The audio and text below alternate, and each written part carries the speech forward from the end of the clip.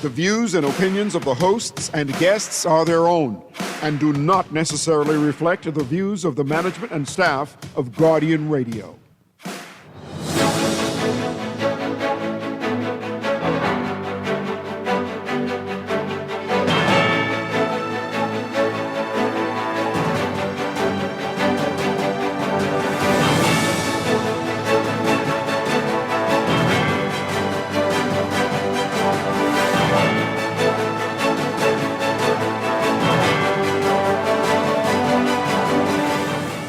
Good morning. Prime Minister Davis pledges to break the Grand Bahama Port Authority order, saying that Bahamian sovereignty will be real in Freeport and that two families will not decide the fate of Bahamians. Meanwhile, the opposition is supporting the rejection of the GBPA's counterclaims.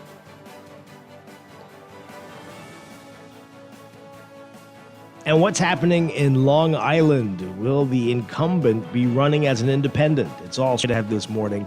I'm Dwight Strachan, and this is Morning Blend. Wake up, it's a new day. Wake up, it's a new day. It's the start of a new way. Don't you know that it's the start of the end of the old way.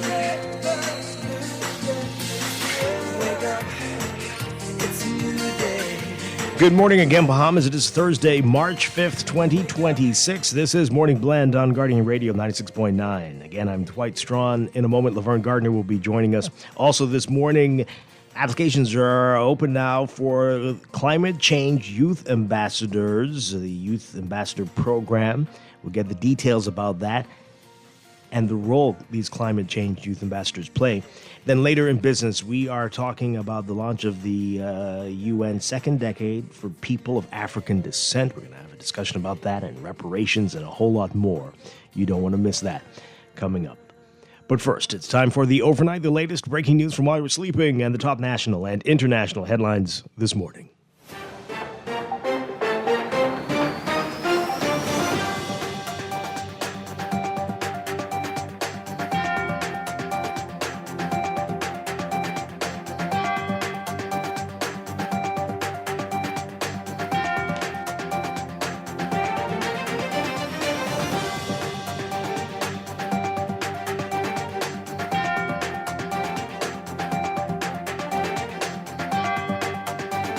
In the overnight, Prime Minister Philip Davis dismissing opposition members as, quote, tissue leaders and, quote, jellybacks over their response to an arbitration tribunal's decision on his government's dispute with the Grand Bahama Port Authority, declaring that, quote, the old order in which private interests claim the fight and the right to sit above Bahamian law is coming to an end. We will break that order.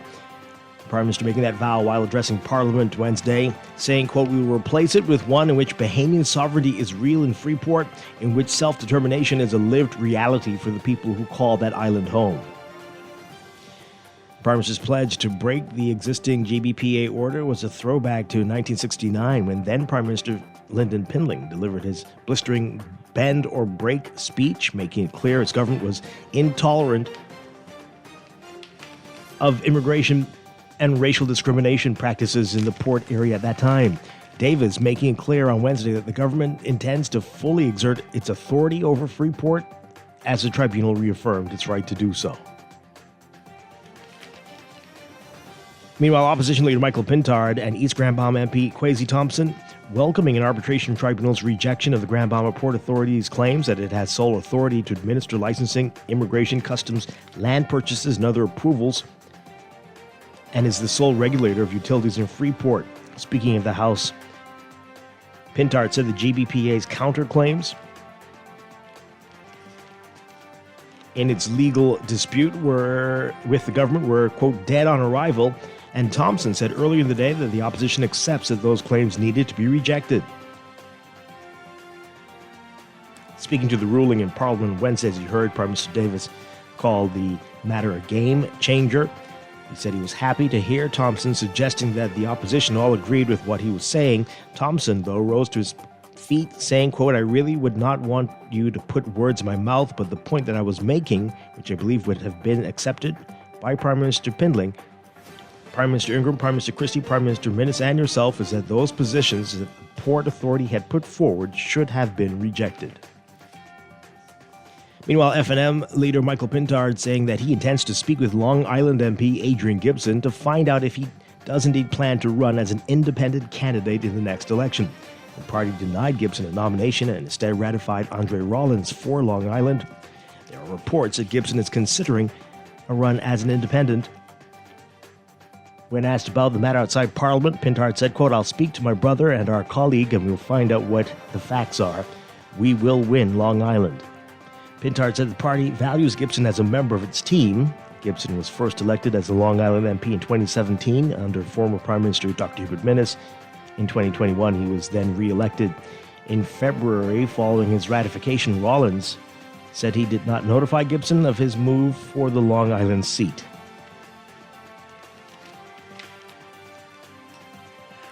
A Royal Bahamas Defense Force Marine is on trial after being accused of having illegal sexual relations with a child he met on Instagram. Prosecutors say the illicit relationship between Van Miller, then 24, and the 12-year-old girl began in September 2021 and ended on March 9, 2023, when he was arrested after police caught them together. Miller is facing 5 counts of unlawful sexual intercourse with a person under 14 at his trial before Justice Neil Brathwaite. He has denied the allegations. The now 15-year-old girl testified that she met Miller on Instagram in the summer of 2020 after completing the 6th grade. After telling Miller that she was 11 or 12, the witness said that their conversations transitioned from Instagram to WhatsApp. According to the child, they started seeing each other in 2021. She alleged that she and Miller had sexual intercourse daily up until they were caught. On that day, Miller picked her up from home while her mother was out and took her to Grace Community Church, where they had sex. She said her mother was home when Miller brought her back, so he drove off. The witness said her mother followed them and a police car stopped them near C.I. Gibson High School. She was taken to the Wolf Road Police Station and then to the Criminal Investigation Department, where she gave a statement. Miller's lawyer, Alex Dorset, did not have any questions for the witness.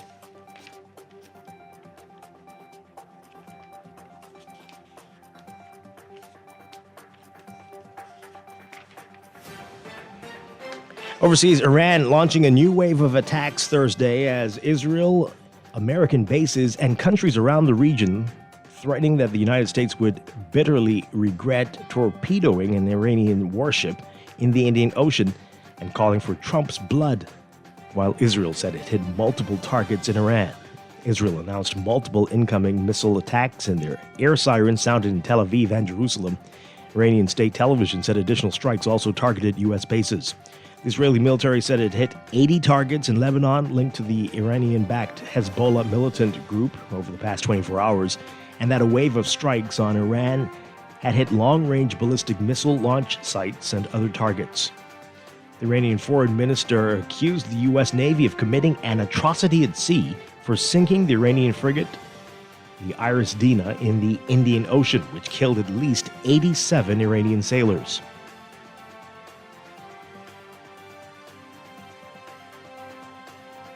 A drone crashed Thursday near the airport near Azerbaijan, an enclave bordering the north of Iran that is separated from the rest of the country by Armenia. Another drone fell near a school and 2 civilians were injured, according to Azerbaijan's foreign ministry. Iran has not acknowledged targeting Azerbaijan, but its attacks since the start of the war have spread erratically and involved regional countries and beyond.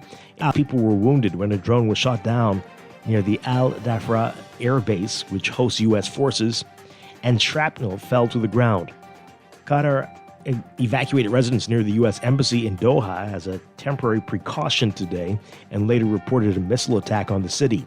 Saudi Arabia said it destroyed a drone in its province bordering Jordan. A tanker apparently came under attack coast of Kuwait early today, expanding the area where commercial shipping was in danger. That's according to the United Kingdom Maritime Trade Operations Center run by the British military. It said there was an explosion but did not offer a cause. Iran in the past has attacked ships by attaching limpet mines to them. Prior attacks since fighting began Saturday have happened in the Gulf of Oman and the Strait of Hormuz, which connects it to the Persian Gulf and through which about a fifth of the world's oil is shipped.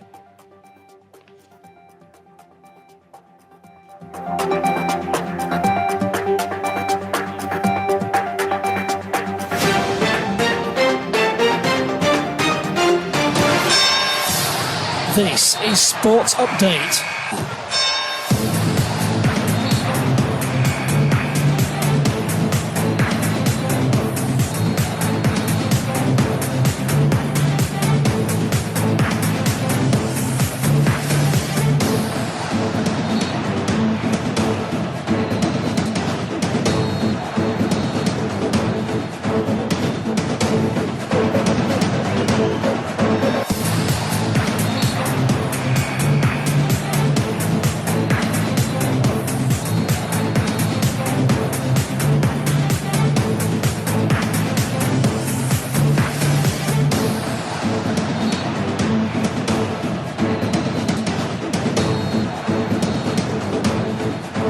In sports, at day one of the 2026 GSSA Track and Field Championships, setting meet records, hitting Carifta qualifying marks, and old champions taking charge at the original Thomas A. Robinson Track and Field Stadium. The CH Reeves Raptors and Sierra Walker Knights have emerged as the front runners in the junior and senior divisions, respectively, after Wednesday's results. The Raptors are leading the junior division with a total of points. H.O. Nash Lions are in a distant second place with 292.33 points, and the D.W. Davis Royals are 20.33 points behind the Lions in third place, with a total of 272 points. The Knights are firmly in charge in the senior division, leading all schools with 230. C.I. Gibson Rattlers making some noise in the senior division, but behind the Knights. You can read more on that in today's Guardian Sports section. And the Carifta trials for the biggest about 2 weeks away, set for March 20th through Thomas A. Robinson Track and Field Stadium. B3A's, Bahamas Association of Athletic Associations. Carifta trials have been a major attraction for junior and junior track this year, expected to be no different. Read more on that in today's Guardian Sports section.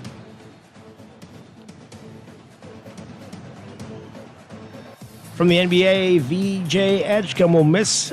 He missed Wednesday's game against Utah with a low back bruise suffered by the 76ers star a night earlier on a hard fall. The Sixers said Edgecombe would be evaluated again ahead of Saturday's game at Atlanta. Edgecombe was fouled by San Antonio's hard-point attempt on Tuesday night and grimaced as he was helped up by teammates. Edgecombe stayed in the game and went 2 for 3 from the free throw line.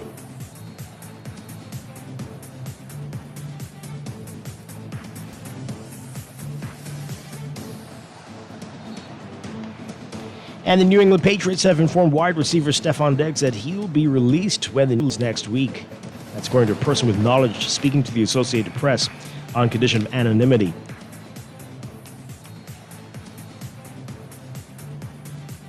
On social media, thanking the Patriots for the season and saying, quote, "We family forever." Diggs led the team with 85 receptions and 1,013 yards, receiving with 4 touchdowns in his only season in New England, helping the Patriots reach the Super Bowl, where they lost to the Seattle Seahawks. That's sports, and that's the overnight. Time for your first weather.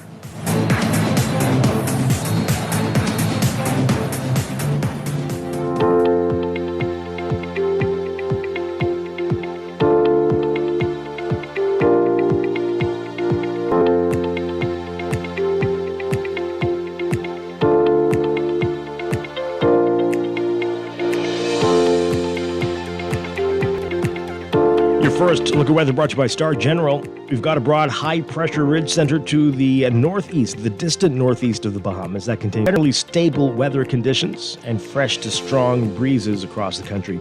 Meanwhile, a few quick passing showers may develop as the ridge transports Atlantic moisture. So there is a moderate to high risk of rip currents for all areas. Beachgoers are strongly advised to stay out of the water. due to the elevated seas and life-threatening surf conditions driven by moderate to strong winds. Your forecast for today, for most areas, a mix of sun and partly cloudy at night. Only about a 10 to 20% chance of a few light passing showers. Winds easterly at 15 to 20 knots. Slightly gusty at times for the central Bahamas, and with gusts to near in the southeastern islands. Another warm day ahead today. We're looking at high temperatures around 83 Fahrenheit, maybe even as high as 86 for the extreme southeast Bahamas. Overnight lows tonight getting down to around 70 Fahrenheit. A bit warmer for the southeastern islands, around the mid-70s. Blend weather check brought to you by Star General Insurance, made simple. We'll have your extended outlook coming up in just a bit. Wake up, it's a new day. Wake up. It is time for a break, but when we come back, we're discussing the day's top stories. Right here on Morning Blend on Guardian Radio 96.9, your home for fresh news and smart talk all day. Wake up, it's a new day.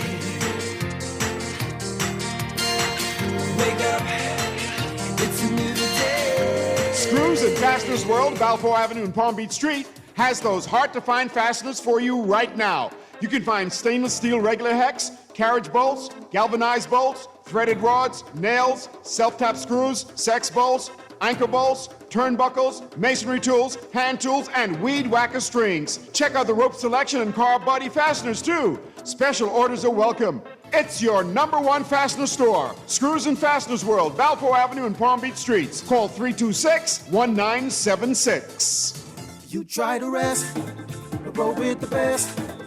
For all your printing needs, there ain't no one better, no.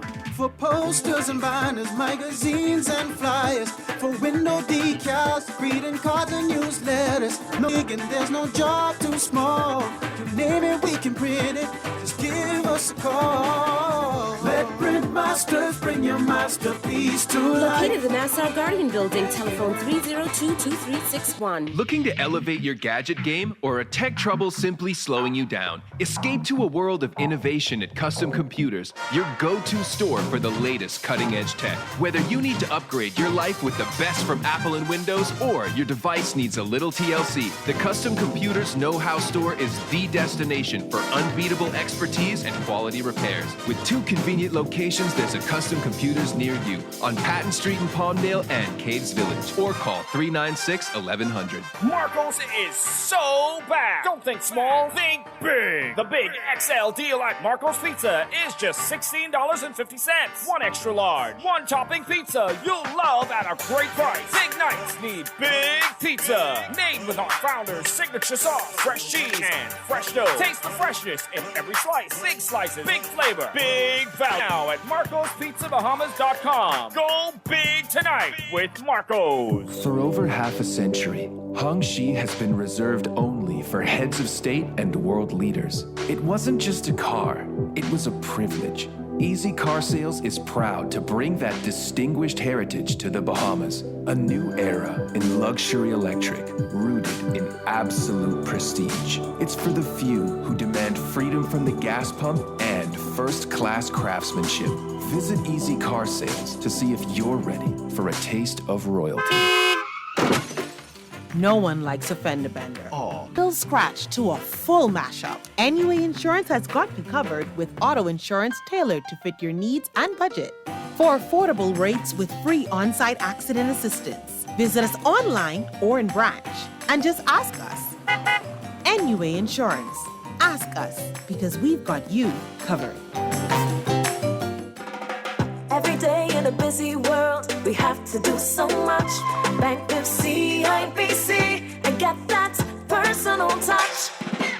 Share your ambitions, let us help your dreams come true. At CIBC, you're at the heart of all we do. We're on your side, we're listening, we know the way you feel. CIBC, ambitions made real. Wake up, it's a new day. Wake up, It's a new day. It's the start of a new way. Don't you know that it's the start of the end of the old way. Wake up, it's a new day. We are back with Morning Blend on Guardian Radio 96.9. We're streaming live on GuardianTalkRadio.com and on the Guardian Radio app for smart devices. Also on your televisions on Cable Bahamas, Channel 969, and BTC Flow, Channel 612. You can tweet us at MorningBlend969 or Facebook.com/MorningBlend969. Text us 422-4796. Standard text rate supply. Once again, I'm Dwight Strachan. Joining me now, Laverne Gardner. Laverne, good morning. Good morning, Dwight. How are you? Doing well. Great to be talking with you again. It's a pleasure speaking with you again, and good morning to all of our listeners, especially those listening and tuning in from Grand Bahama. Grand Bahama, still a part of the Bahamas, right? Yes. You know, Dwight, the shade. The shade. No, question. Apparently it wasn't. Apparently it wasn't, according to leaders, certain leaders. You're not just asking a question. You're just being mean. Apparently sovereignty was in question and in doubt. Whatever. Was it just Freeport or the whole island? But anyway, we'll get into that today. We're going to get into that today. That's definitely a lot of what's taking up the news. But also this morning, Laverne, we're going to find out about the Climate Change Youth Ambassador Program. The applications are open for the new Climate Change Youth Ambassadors for 2026, 2027, I think it is, and we'll get details about that. Later in business, we are going to be talking with we'll talk about the launch of the UN, the second UN decade for people of African descent. And there's a big event happening here about this, and we'll talk with our special guests about that.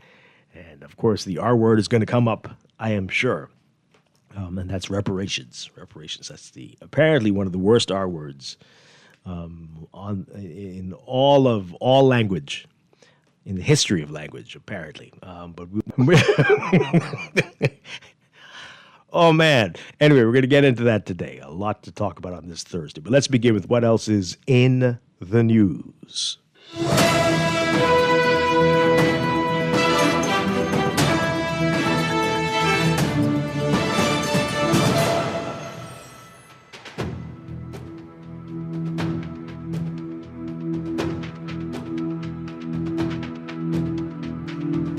And in the news, as you heard in sports, VJ Edge come out with back injury last night, and there were some horrible rumors that it was going to be for the rest of the season. That isn't confirmed, but hopefully it's just the one game, and he'll be back on Saturday. And yeah, let's hope so. All right. We're going to get to Grand Bahama and what was said in the House of Assembly. Some very interesting language from Prime Minister Philip Davis in the House yesterday and the reaction to that. But I just have to touch on this one more time, this very disturbing story. On the front page of the Nassau Guardian, Hell's Court of daily sex with RBDF Marine. Our Artisa Davis writing about this. Again, this is a court matter. No one's been convicted of yet, but these are the accusations. So, a Royal Bahamas Defense Force Marine is on trial after being accused of having an illegal sexual relationship with a child he met on Instagram. Prosecutors say the illicit relationship began between then 24-year-old Van Miller and the 12-year-old girl. What? Began in September 2021 and ended on March 9th, 2023, when he was arrested after police caught them together. Miller is facing 5 counts of unlawful sexual intercourse with a person under 14 at his trial before Justice Neil Brathwaite. He has denied the allegations at the trial before Brathwaite and a 9-member jury. The now 15-year-old girl testified that she met Miller on Instagram in the summer of 2020 at 6th grade. After telling Miller that she was 11 or 12, the witness said their conversations transitioned from Instagram to WhatsApp. According to the child, they started seeing each other in 2021. She alleged that she and Miller had sexual intercourse daily up until they were caught. On that day, Miller picked her up from home while her mother was out and took her to Grace Community Church, where they had sex.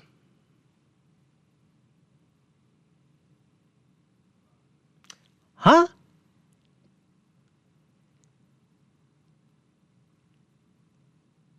Okay. She said her mother was home when Miller brought her back, so he drove off. The witness said her mother followed them, and a police car stopped them near C.I. Gibson High School. She said she was taken to Wolf Road Police Station and then to the Criminal Investigation Department. She gave a statement. Miller's lawyer, Alex Dorsett, did not have any questions for the witness.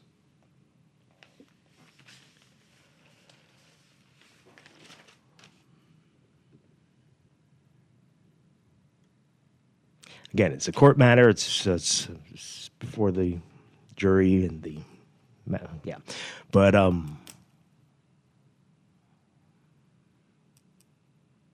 are we doing? What are we doing? Indeed. What are we doing? And I can't believe we have to tell people, but parents, you have to limit, control, monitor, whatever it takes. Social Yes. media, social media. In fact, I'd say don't allow it. But when you Honestly, ban kids from these There things, are laws all over the world now. well, but around here, when you tell them not to do it, that's when they find every single way to do it. But find a way to see what's going on. Because there are predators. Of course. There are predators just waiting. And apparently no age is too young. It No. seems. Wow. Anyway, we're going to closely monitor this case, and Yeah. we'll keep you posted on how this goes. But this is Sick. this is the big headline. The NASA Guardian today: Davis pledges to. I mean, the church parking. The church, though. The church. You seriously? Who doesn't care? Well, that's true. Clearly. Wow. The big headline. The NASA Guardian: Davis pledges to break GBPA order. Prime Minister Philip Davis dismissing opposition members as, quote, tissue leaders and, quote, jellybacks over their response to an arbitration tribunal's decision on his government's dispute with the Grand Bahama Port Authority, declaring that the old order in which private interests claim the right to sit above Bahamian law is coming to an end. For more on what was said yesterday in the House, take a listen to this report from our Vani Katut. That's why this moment.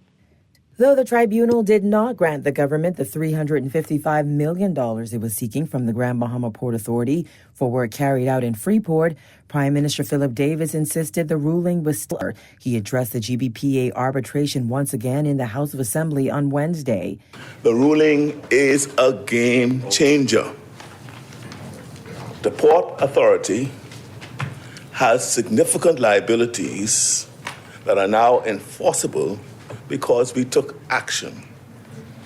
From the first day my government took office, we were confronted with a status quo in Freeport that was unfair to the people of Grand Bahama and to taxpayers across our islands.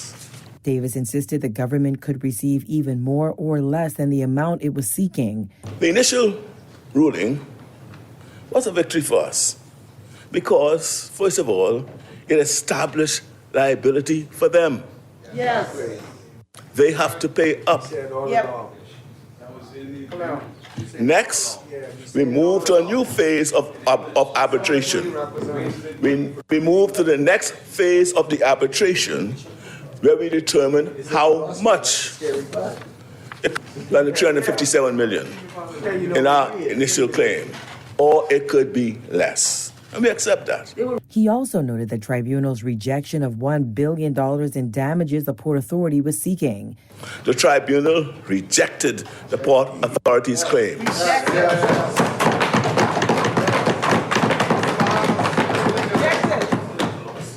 On business licensing, rejected.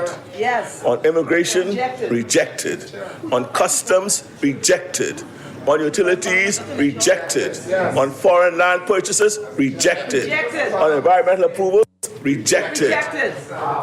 Davis says the port succeeded on one issue, that successive governments did not move with sufficient speed on proposed environmental bylaws. He says he accepts that finding. The prime minister said, though the arbitration is about money, it is also about something deeper. Tribunal has confirmed that port is governed by laws passed in this House, not by private edict.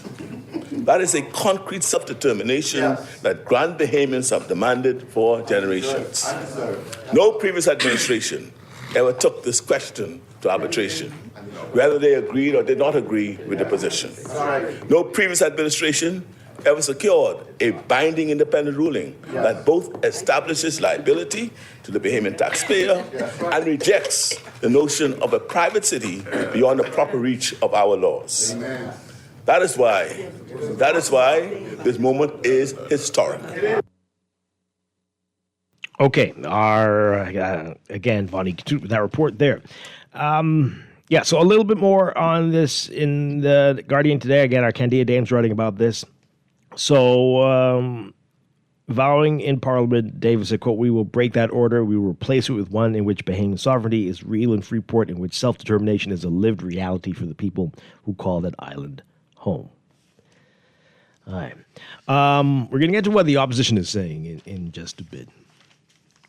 But what do you make of what you heard there, Laverne, and our listeners want to hear? And I'll save my snarky comments for a little later. But what do you all? What's the reaction? What's the temperature on the ground in Grand Bahama, Laverne? Dwight, what do you want me to say? Seriously. I'm just wondering where they're going to take the West End Port Authority. What do you want me to do? When are they going to take the West End Port Authority and the East End Port Authority to arbitration? Because I mean, something's holding those areas back too, right? What's happening? I guess you got to support what you've done, right? Like we talked about yesterday, what has really happened? What really has happened here?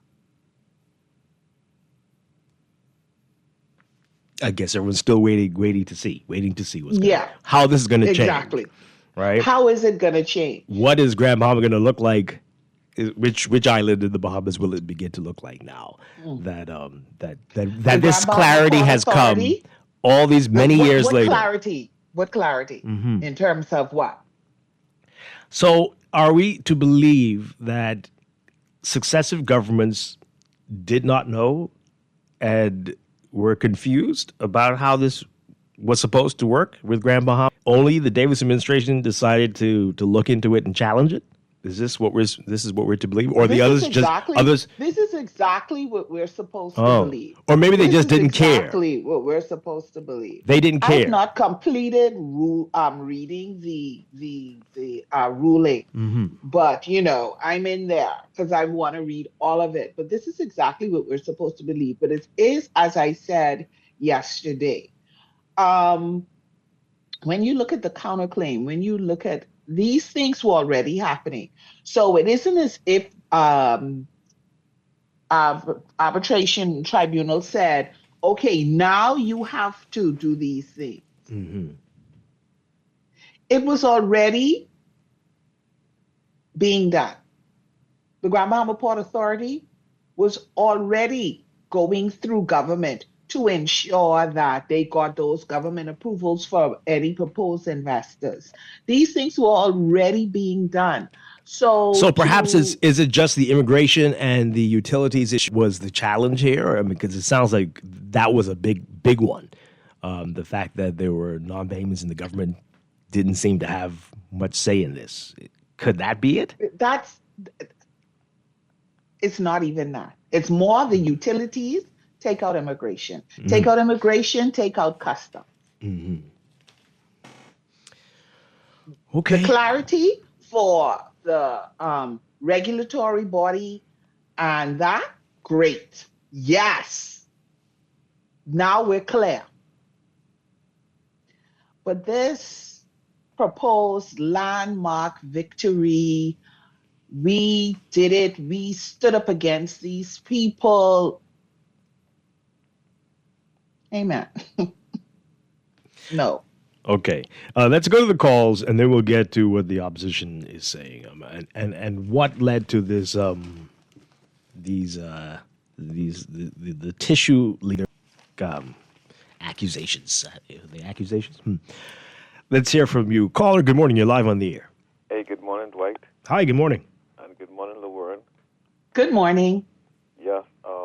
Again, the Prime Minister, I got nothing again, Dwight, like I told you yesterday, from the Prime Minister utterance, because, it only coming across to me as he is trying to somehow, grow momentum, right? And for this general election, which is upon us, right? That's all I'm getting from it, because there's no change. There's no if the Grand Bahamians, they're celebrating the fact that now their island is going to be moving in a better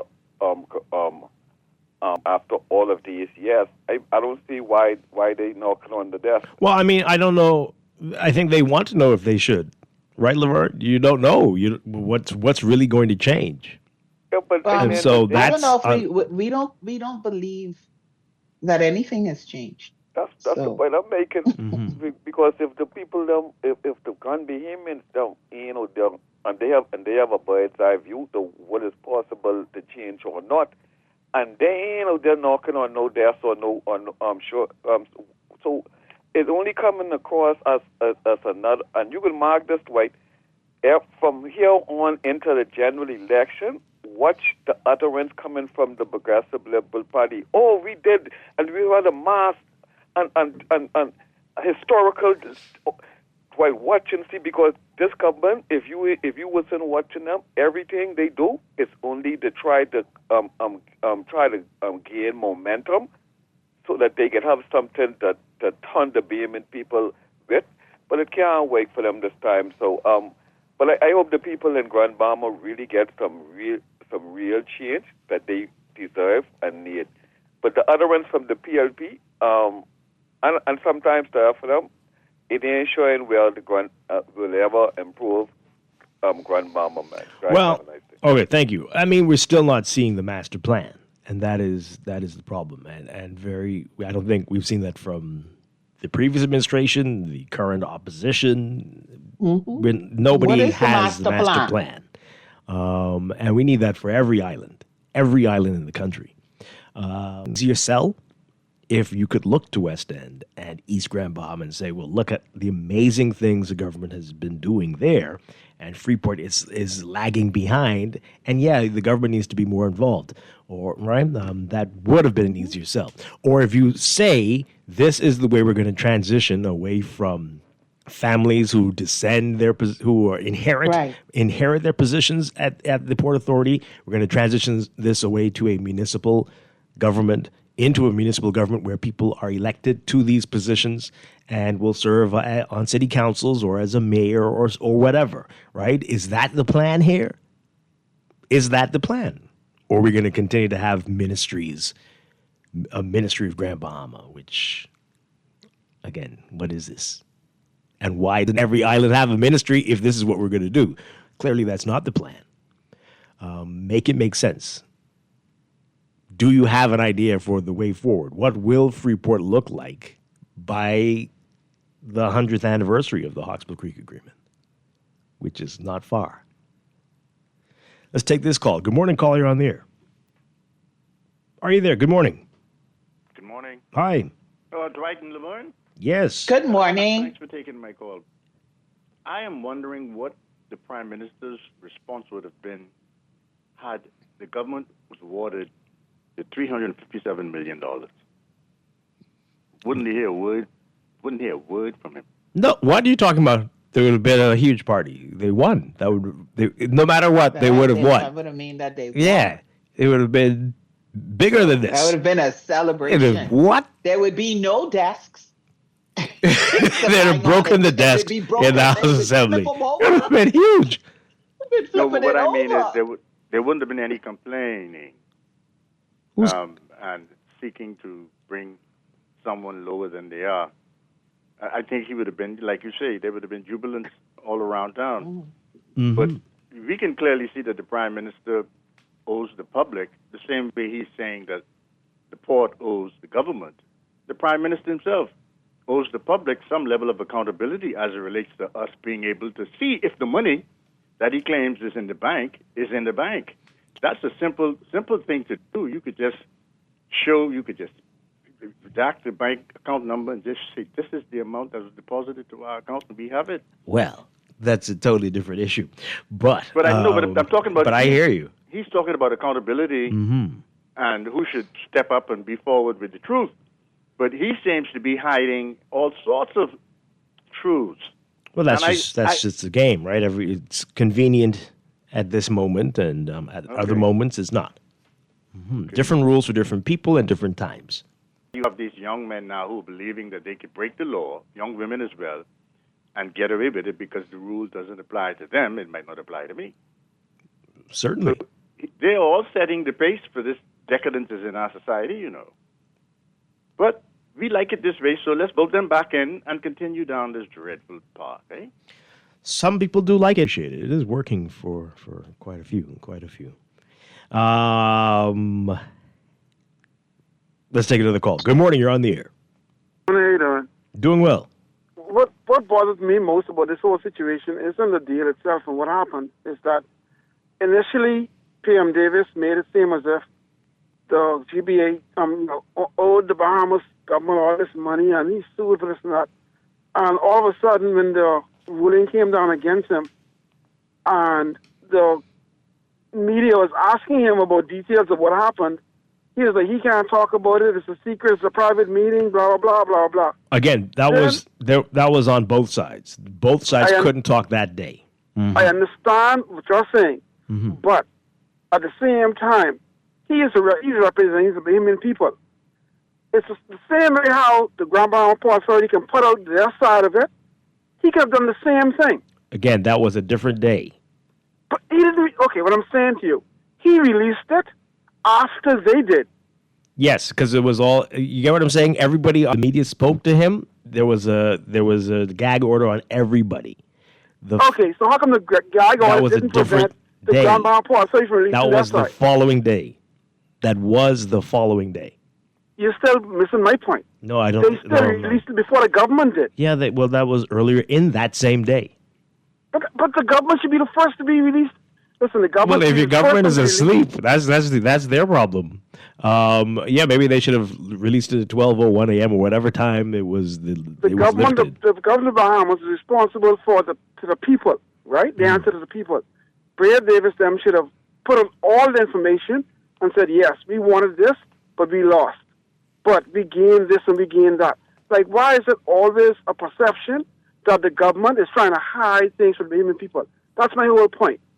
They have a track record of trying to hide things, and now they're like, they're talking like pirates trying to explain what happened. It's unfortunate that it's coming across that way. In this regard, I'm not sure that is the case here, but that's how it's coming across. But maybe it's like you can't stop them from talking about it now. But before there's like, oh, we can't talk about it. We can't let you know. But they have a track record. I really need you to listen to me. I hear you. I really need you to listen to me. That was the gag on everybody. Following day, and the port was the first to release a statement. Right? Everybody could not speak up to that point. And the Port Authority was the first to get their statement out. That's all. But perception is, we'll do it to you every time, right, Laverne? But let's not focus on that. Let's focus on what this means going forward. Okay. And again, both sides can claim some victories, and both sides. How so? The port, Dwight, the clarity is Dwight. good. Clarity is good, Laverne, and the port didn't have to pay that money. So, Okay, but so here's the thing for me. Mhm. Here's the thing, and perhaps I'm oversimplifying, and fine. The government of the Bahamas took the Grand Bahama Port Authority to court, and the primary reason in the documents is monies owed $357 million, according to their calculations from an independent firm. That is what was owed. That was the Grand Bahama Port Authority then did a counterclaim, laundry list of things, in it being that almost that they should be able to have this one-stop shop where the focus, if they have investors, they should be able to process everything outside of the government. And they were basing this on some previous iterations of the Hawksbill Creek Agreement, which was amended, adjusted, whatever word you want to use over the years, right? They put out these things. And the tribunal decided this $357 million, no, not going to happen. They looked at the port stuff and they said, no, the way that things are being run, this is the way that it's supposed to be done. Mm-hmm. Everything will still have to go through the government as the law says, the various ministries. And so, no, that's not going to happen. Yes, we see where maybe some delays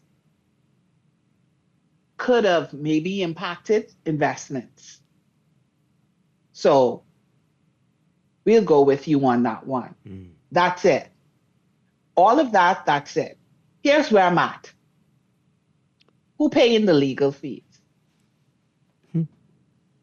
Are they each just spring, or like who's going to be responsible?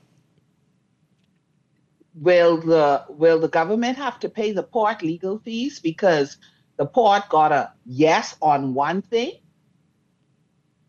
and the government got a no on their claim? Who's going to pay it? I want to know. How are we setting that up? Very interesting. And how does the port then determine in dollars and cents what losses they may have incurred because of delays when it comes to processing? Let's take one more call, and then we want to get to what the opposition is saying. Caller, good morning. You're live on the air. Good morning, Dwight. Good morning, Laverne, Seattle, and Johnson. Good morning. Hi, good morning. You know, Dwight, I think that caller was concerned about the darkness that the PLP deals in. You know, we had a very similar thing with the power agreement that was had to eventually be done. And you find it curious that within an hour, the Prime Minister could convene the committee. Within an hour, 2 hours, the committee. And remember, he couldn't do if this was agreement in kind, they both would have to agree. So he got this whole conference together while conflict with the Port Authority. I say the agreement was always available to be released. Mm-hmm. But, Dwight, you know, if you go to page 30 of the Blueprint for Change, you'll see that the PLP said we will develop a master plan for consultation with the future development of the island. On the same page, they said about Abaco. On the same page, they said about Ragged Island. On another page, they said they will do it for every single island. Mm. And so, you know, these suggest linguistic contortionism that is coming from the Prime Minister. Now, Dwight, I don't know if you were on air or not during the consultation period for when Perry Gladstone Christie and Mr. Brave Davis served as deputy leader of the party. Ryan Pinder was there. Dr. Darble was there. Do you know that when I referred, and I went back to the video, I'm going to take the clip out. Do you know when I referred them to this during that debate at the vote was almost violently opposed by the Progressive Liberal Party? And I can show you where the leader of that, a senator, PLP senator, said to me verbatim, I said, hey, this is the process that you read that we're going to do for consultation. And I was told, I don't care what that document say, you're going to listen to what I say we're going to be doing. We don't believe you. No way. No, I'm going to send it to you. You have to send that. You have to send that one. No, see, because what happens is that, but Dr. Darwell and all of them, they listening. The acting Prime Minister, Latrell Raming, is listening. You know, this is a huge accusation. Tell them to say I didn't. Because what happens is that the difference was anyone know for 23 years, the Port Authority can verify, the PLP can verify, the F&M can verify that I've advocated for this and advocated for who is responsible for Freeport. Now, see, Dwight, there's some nuances in this that we're not paying attention to. If the government now has 7 of these things, and we're going to bill them for the deficit, right, that comes from what's operating Freeport. And the government, if you look at what the government said, even for investment in Freeport, where Pegasus Investments and Weller Group wanted to invest $10 billion, and the government tried to redirect them to another part of the island, and they withdrew. Imagine this now. You are responsible for the development, most directing the development and approvals on the island, and then you will say, I will penalize the Port Authority for the lack of development. These are things that was brought up in these arguments from a decade ago. Yeah, we gotta let you go, but I want to ask you this before you go. So again, as I said, I was joking about earlier, but I mean, but who really will they have to speak to the government to find out why there's been no development in West Grand Bahama and East Grand Bahama? No, but who's been holding that? But see, which authority has been preventing development there? The leadership of what government is in place now, 5 years, the PLP, and for the last 15 years of the 25 or 30 years that this argument is going on. Just look from 1990, from when it went used to 5 years, 1999 to now. Just look at who's so in both parties. No, yes, but I'm saying to you, what is promised to us in the last election? If you didn't feel you had control, then why did you make the promise that you would bring us a master plan for which you didn't have control? So the government always knew about this, but it's just a misdirection and being authenticated that the government didn't want to authenticate this because they didn't want us to know. Yeah. And the Port Authority brought it to the front. Now the government have to put up or shut up. Yeah. Well, they're going to possibly, thanks a lot, Ciel, regret this because now Laverne is right a year, 2 years from now, 5 years from now, when Grand Bahama's in the same rut, God forbid, but if it is, we'll only blame the government of the Bahamas, the central government. Right? You can't say, well, the port's making it difficult. And you won't be able to say that.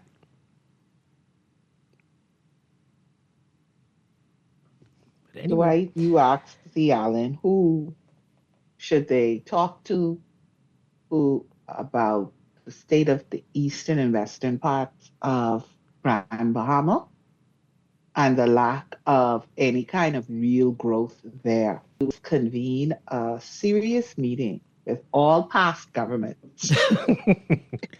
A commission of inquiry? Yes. Why did you fail this island?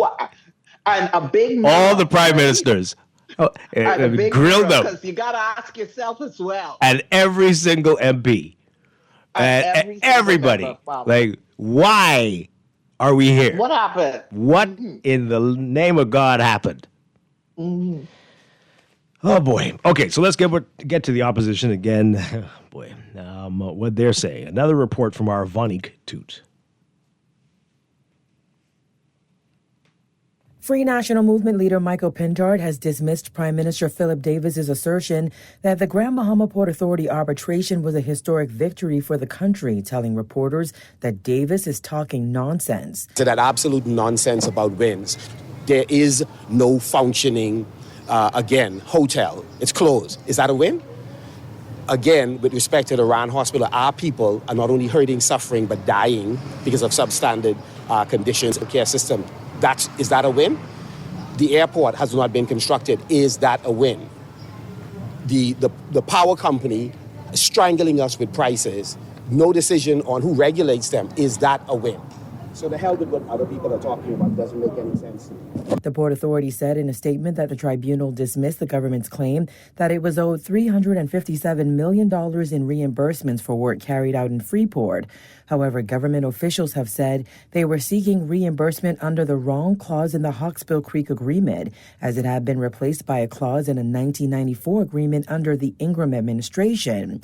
Pintard reiterated his previous claims that the years-long public row between the government and the GBPA is damaging for the island. We have always said that the government's fight with the Port Authority, that's not constructive in the way it was approached.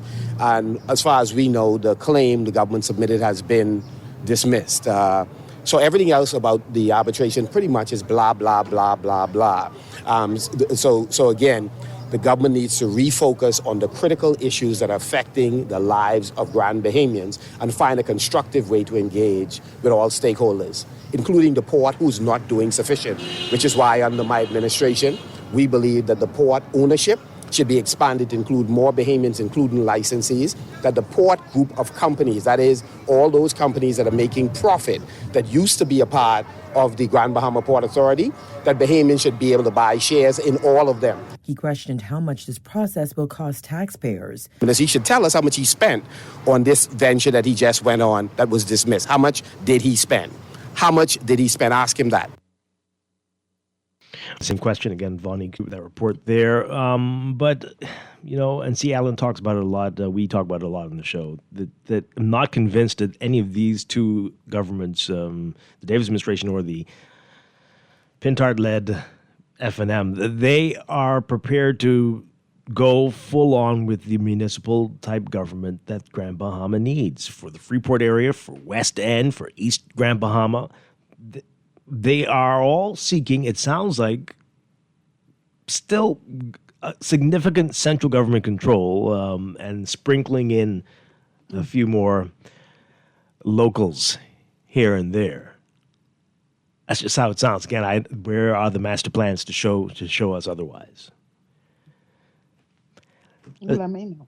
Yeah. Let's take these calls quickly before we have to go to the news. Good morning, caller. You're on the air. Good morning, guys. Let me make a contribution and hang up and listen, right? You know, the deal, the thing that the government has put the Port Authority in court for, is it not that the agreement was made by Hugh Ingram after some clause in the transaction that Freeport with the Port Authority has expired, and they were supposed to pay, $500,000 over a period of 5 years, and then renegotiate. My question is to them, you know, was those initial $500,000 paid? You know what I'm saying? And yes, they were. were. Who received it, right? And who was in power, and who was responsible for where it's received, and who was responsible for renegotiating going forward. And they say to the Bahamian people, right, that the Freeport Port Authority, that whole transaction, that's the biggest PPP ever made in the Bahamas, and we're still doing it. We're trying to match that right now in many ways, you know. And I also like to say that, okay, when you talk about development and plans, the first plan you got to make is the most important plan is the utilities infrastructure. You know what I'm saying? And then you have to plan what the nation is going or the area is going to look, the island or islands are going to look 100 years from now. Those infrastructure gotta build to sustain, gotta not be obsolete in 100 years or even 200 years. That's a humongous plan. And then you see when we look at countries that did a lot of like Dubai, right? You see Dubai have that's Emirates. United, a federation of several states that has. Okay, we got to go to the news. Thank you for the contribution. We got to go to the news. This is Morning Blend on Guardian Radio. Lord, I still got my show. Junior Wish could play that guitar. That boy could sing till he make me cry. Then even end up to the star, Austin Grant's place. Party till the morning light, and that's no lie. Sweet home Grand Bahamas. This is Guardian Radio 96.9 FM, streaming on GuardianTalkRadio.com and the Guardian Radio app, Nassau, Bahamas.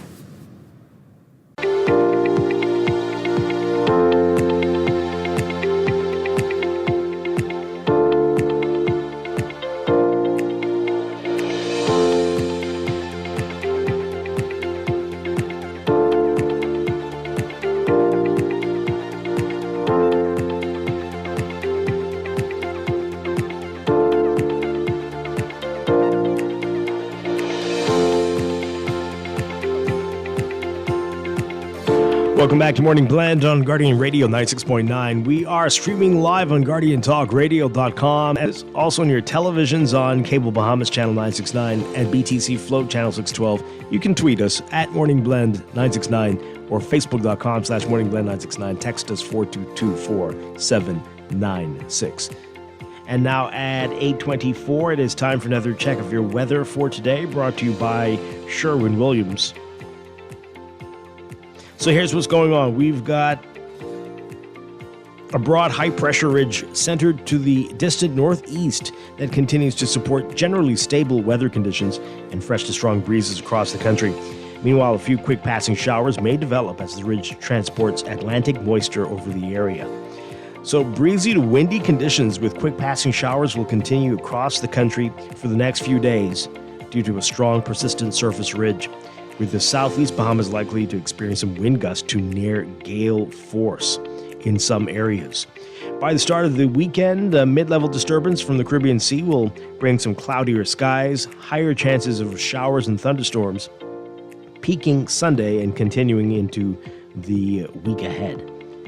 For today, though, we're looking at moderate to high risks of rip currents for all areas. Beachgoers are strongly advised to stay out of Atlantic waters due to elevated seas and life-threatening surf conditions driven by moderate to strong winds.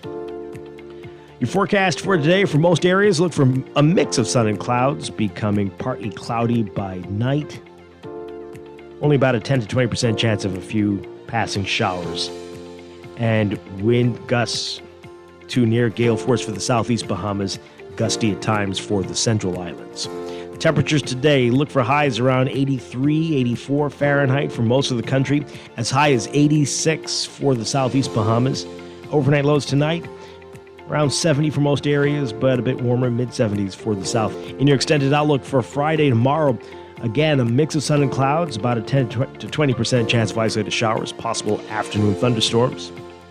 By Saturday, variably cloudy for most areas and a 20% chance of isolated showers and thunderstorms. A mix of sun and clouds again for Sunday into Monday.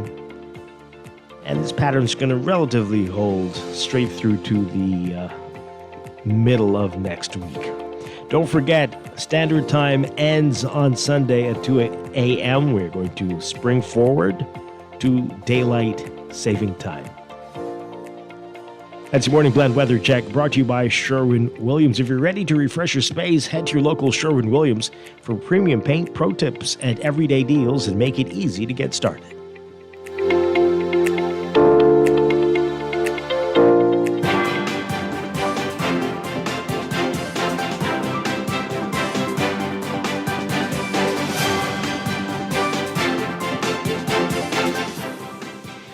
And at 8:27, time for another check of traffic, brought to you by Easy Car Sales. Introducing Hongxi, a new era in luxury electric designed for those who appreciate refinement and timeless elegance. Hongxi delivers performance and a true taste of royalty. If luxury is your language, you're going to want to test drive in a Hongxi today. Available only at Easy Car Sales. In your real-time traffic, we've got a number of hotspots for you. The usual suspects. We've got Milo Butler Highway, heavy traffic from well south of Fire Trail, straight through that roundabout, all the way up to Tawny Williams Darling Highway. If you're heading northbound, you can see that heavy traffic there. Some slow-moving traffic along Fire Trail this hour as well. Over on Gladstone Road, pretty busy for you, just north of Fire Trail, and you're going to see that again as you get closer to Munnings Road. Slow-moving traffic, Bahamar Boulevard and John F. Kennedy Drive roundabout. Then we've got Independence Drive, both directions, slow-moving traffic, especially eastbound between Blue Hill and East Street. Blue Hill Road also busy for you as usual from Carmichael straight up to that roundabout with Independence Drive. But again, north of Robinson Road, you're going to see that slow-moving traffic on the way to Corrido Avenue near Big Pond. And East Street, north and south of the Soldier Road intersection, seeing heavy, slow-moving traffic, especially northbound at this hour. We've got Robinson Road between Soldier and Old Trail, very heavy, slow-moving westbound traffic there. And Eastern Road, slow-moving westbound traffic from San Souci to about Johnson Road at this hour. I get a pickup for you again as you get closer to Montague, near Village Road, slow-moving westbound traffic there, along Shirley Street, and again on the way to Mackey Street. West Bay Street, a couple of issues near Saunders Beach, slow-moving traffic near the Providence Highway roundabout, and east of Arawak heading into downtown near Nassau Street, slow-moving eastbound traffic right there. That's your real-time traffic and your Morning Blend traffic alert brought to you by NUA Insurance Agents and Brokers. Get a quote however it suits you. Stop by your nearest branch or get an instant motor quote online at nuainsurance.com. Quick questions or big decisions, they've got you covered.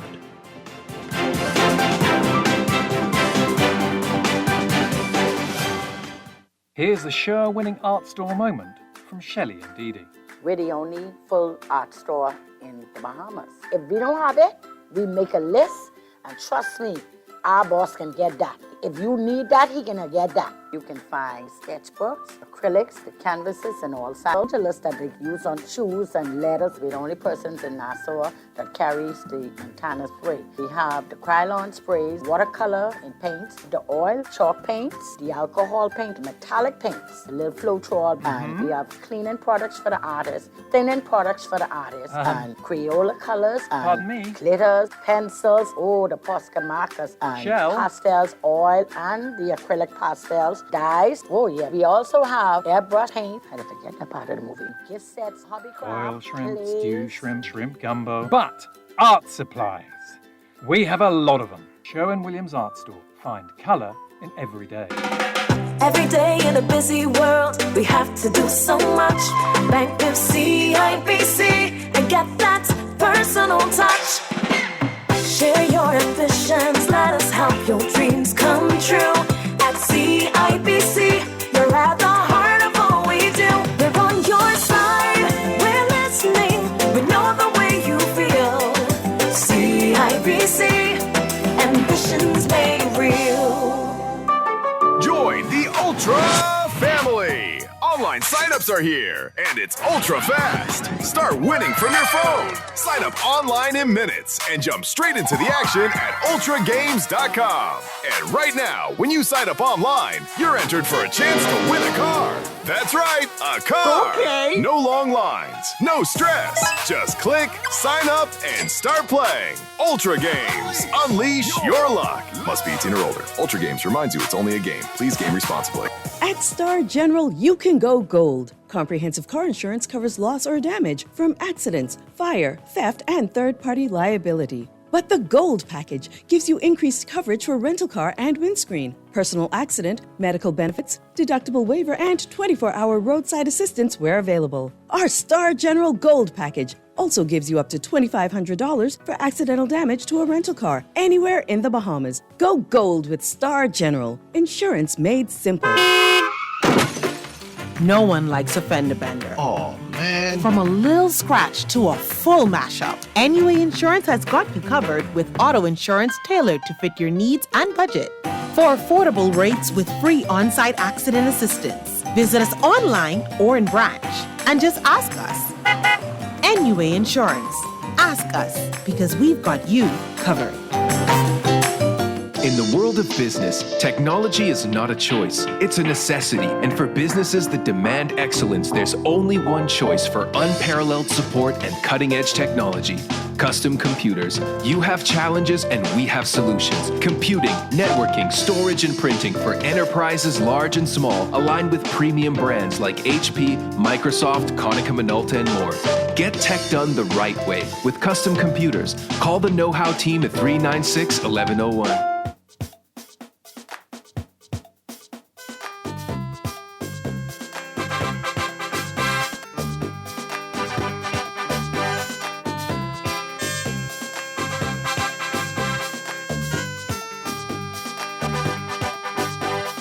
Way out west, there lives this dame. She'll put any dancer oh to shame. If you want to watch her dance, want to watch her prance, get her in a circle, watch that lady dance. She got a west end move, she got a west end groove, she got a west end move. We are back with Morning Blend on Guardian Radio 96.9. Dwight Strachan along with Laverne Gardner on this Thursday morning. Coming up in a few minutes, we're going to be talking about the Climate Change Youth Ambassador Program. They're looking for some new youth ambassadors for this. We'll get details about that. Later, we'll be talking about the launch of the second UN Decade for People of African Descent and what that entails. That's all ahead on this Thursday. But we continue to talk about Grand Bahama and what the government is saying and not saying right now about what is to come for especially Freeport going forward and what all of this means with the ruling of the independent tribunal. We have a lot of your text messages to get to, and we want to get through those, Laverne, and then we'll get to some calls where we can squeeze them in. But quite a bit here. This texter says here, oh boy. Oh, so this is back to the other matter we were talking about earlier about the on trial for unlawful sexual intercourse with that then 12-year-old girl over almost a 2-year period. And people asking how was he able to gain access to this child? Boy, there's no mention of father here. I don't think that means that there wasn't a father but involved, but okay. Yeah. This texter says here, the ruling was a nothing burger for the people of Grand Bahama. The arbitrator just restated the terms of the Hawksbill Creek Agreement. GBPA out-lawyered our lawyers. We will not be gaslit to believe in some victory fallacy. Is that a fair statement, Laverne? I don't know. Yes. Yeah, okay. Okay. This text says that these parliamentarians should be forced to sleep on the desk they bang on. Well, that's not nice. Why would you say that? Dwight, you're correct. All governments have abandoned Freeport. Whoa, F&M had 4 members of parliament there. I think they had 5. PLP has made a move, and the people of Freeport still kind of apprehensive because they've been in the desert for so long. What move?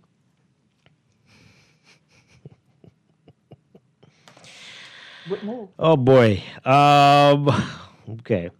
The Bahamas government is once again betraying the Bahamian people. The PLPs had celebrations at their headquarters on Grand Bahama. Did they? As if they won victory for Grand Bahama. What a deception. However, the people... Is that accurate, Laverne?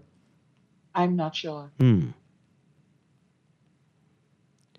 Okay. What a deception. However, the people know better, and people are ready to vote at the polls. Tell your reporters to further investigate and disclose disclose it to the people. Okay. Well, what are they going to do with the officer? This is back to that. Is this the first time, or is this another case? I'm not sure what you're asking. The case is ongoing, Yeah. right? Yeah. So this is ongoing. It's not the first time sure it's what's happened. Gonna happen. Mhm. Right. We're not sure what's going to happen with the case. It's before the courts now. Right. And it's a jury trial. What will be the follow-up? I feel sorry for the little girl. Was this okay? Now you're asking an inappropriate question here, but she was 11 or 12 when this started. So, Yeah. so for the love of God, please. This person says here, Dwight and Laverne, can you please invite Zhivargo Lang to call in and explain the ruling? This is complicated to understand. Well, you could listen to Zhivargo's show. I'm sure he would love that. Listen to his show today at noon right here on Guardian Radio. He's been talking about it quite a bit. Beating on the desk while the country sinks into a mess. More than less. This is from 52. You can tell. Of course, the rhyming. Mhm. It has to be 52. Well, there is a stupidity contest. It shows the power of group psychology and Pavlov's operating conditioning, where he rang the bell and fed the dogs. The dogs would salivate once they hear the bell. Help us.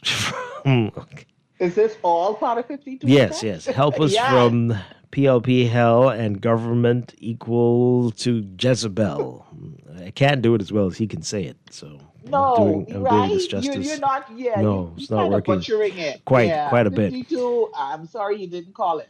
Wow. Can our government win anything?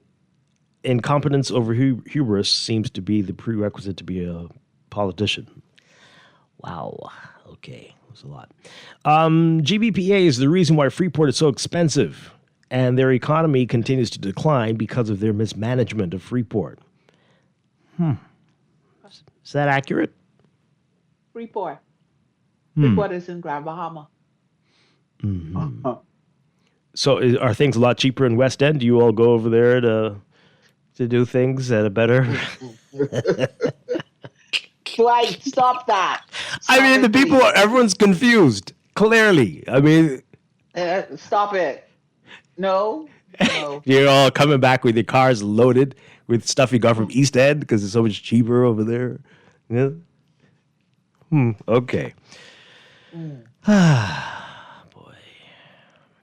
How stupid can Bahamians be? They're cheering for a private quasi-government agency that challenged the authority of the government in our own country to their own detriment. Oh, boy. Port Authority. And then starting to make noise, talk badly about some of our callers. Oh, my gosh.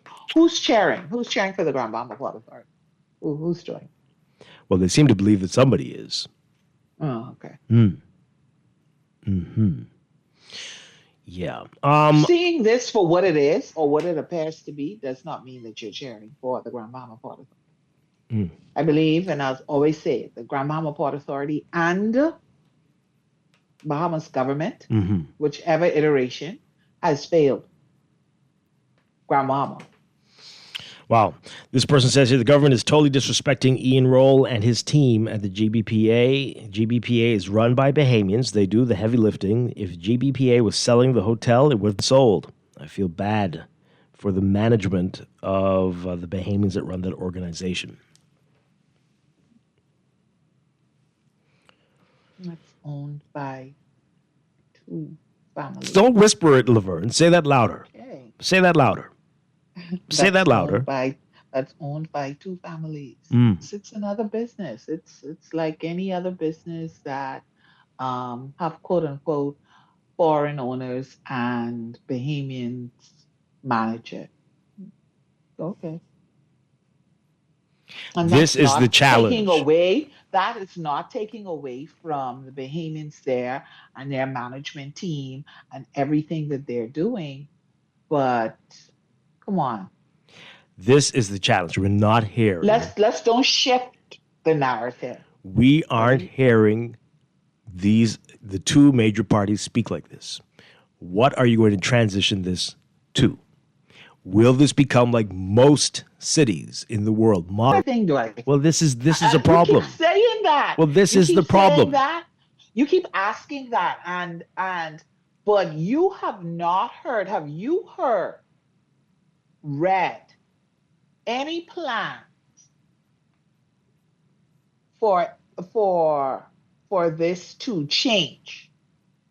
We've heard expanded, include more Bahamians, however that will work. Yeah, it's insane. This is insane. Here's a very stupid text here. This person says, I guarantee that your local government idea would end up tied up in court just like how the GBPA is. It doesn't work. So it doesn't work in New York. It doesn't work in Paris. It doesn't work in London. They it doesn't probably work. mean that it won't work here. Oh, because They the probably Bahamas, mean that again, it won't work here. the unique unicorn of the entire planet. Right. Okay, well, then we got a bigger problem.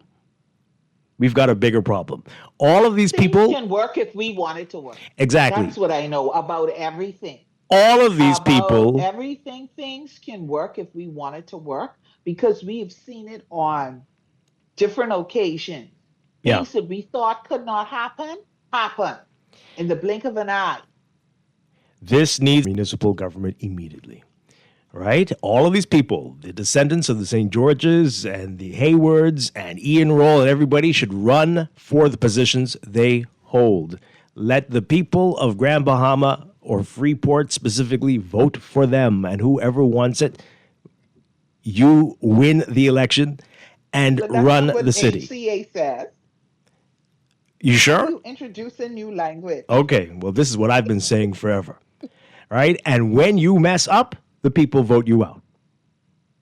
And put in the legislation that you can recall them when you are not happy with how they are doing their business. And make it accountable to the folks of Grand Bahama and to the central government. We can do this. This is how it works everywhere.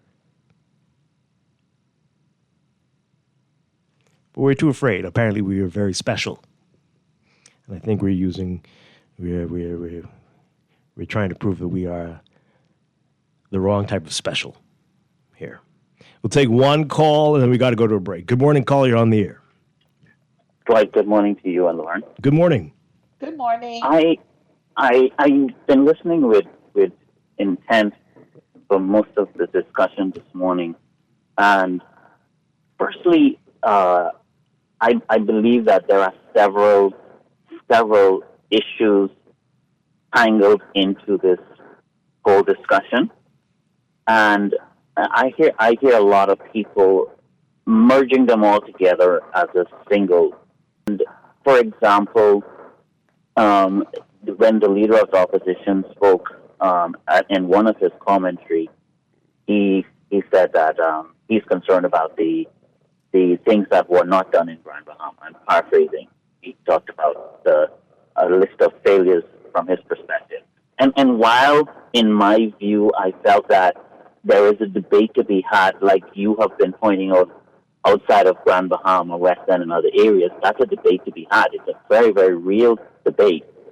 I think that mixing it into this particular discussion as it relates to the I think there's at least 4 issues into this topic that's unfolding. My primary one is whether or not it was essential or it is beneficial to make it clear that the government of the Bahamas has or should have a legal say in terms of how the port area operates. And my understanding from what the Prime Minister is saying is that the tribunal ruled that, yes, the government of the Bahamas should have its laws and bylaws impact on the port areas. No, John, I don't think you can separate it. Again, so what will this mean going forward? If you want to have a say in everything that happens here, yet West End looks like it does, it's supposed to be the capital of Grand Bahama, Freeport. So I don't think you can separate it at all. Like, what are you going to do? Why haven't you done it on this very large island? What is the reason? Who's held you back? I'm not disagreeing that debate is yet to be had. What I'm also asking, though, is if people seem to be giving the Prime Minister flack for taking the initiative, government taking the initiative to make a determination that, in other words, we can walk and chew gum at the same time. Apparently not. Apparently not. Mean, well, again, in his experience, and I've always said this, that one of the delay in getting things done, because I've dealt with the port before, Dwight. I have sat with Ian Roll and his team and negotiated an entire contract. And I'm telling you, Dwight, when you are dealing with the port, and I've dealt with contract and companies in Nassau and internationally, it is a different animal. And they make the rules, and it's very different. So I can understand previous prime minister, including this prime minister's frustration in the port, specifically on how their laws and rules work for doing business in the port. It's a different animal. And to the extent that the prime minister sought to bring the way things are done outside of the Bahamas, for example, in Nassau, when I go to set up a business in Nassau, it's very different from when I go to set up a business in the port. Mm-hmm. And so all I'm saying is, what most people don't, Dwight, if you have to sit down with the port of Grand Bahama and negotiate a contract, I can share with you the contract that I had and let you see how very different it is from any other agency or company you deal with outside of the port. And so I believe the Bahamian people need to understand that level of frustration. And I didn't have to deal with selling a hotel. I was only dealing with setting up a small company in conjunction with what the Port of Grand Bahama did put out what we call RFP. I responded, and they selected my company, and I spent weeks working with them to try and negotiate and finalize that contract. Right, that was one of the most momentous and difficult set of negotiations, and not even negotiations, because you feel as if they're putting down the rules and you just got to go with it. Okay. So I close by saying this, that until you have to do business with Ian Roldham in the port, you would not understand what Prime Minister Davis is talking about. And as someone who has done business, signed a contract with them, I know what the Prime Minister is talking about. It's time to change that culture. My God. Okay, Laverne, is your life this hard in living in this repressive regime? Thanks, John. But you need help? Do you need me to come and rescue you? Is it that bad? Well, first of all, I don't know the extent of what John was doing. So I'm not going to minimize his experience with the port and say that what he went through and the difficulties that if that is what happened, then that is what happened. So I cannot speak to it from that perspective. But what's interesting to note is some of the things that John said that he experienced, the way that it's done, the way that the port did business with him, and you also saw in the port's counterclaim that they were saying very interesting that they were experiencing this kind of, I don't know if it's the same thing that John was referring to, but they're saying that what part of their counterclaim was, hey, when we have these proposed investments and the process of getting the government's approvals and going through whatever red tape that is required to go through, they are encountering these delays and difficulties. My goodness. Yeah. I don't know where we are in this entire scheme of things. I honestly don't know. I do not know what is going to change. Yeah. Well, right? we got to go, but I've said it before, and I think this would have been an easier sell for everybody if you could look to the west and look to the east and see how the government had managed West End and East Grand Bahama, and people could say, well, my goodness, look, these parts of the island are thriving, and that's under central government control, and yet we have all these struggles in Freeport. This makes sense, but we don't have that.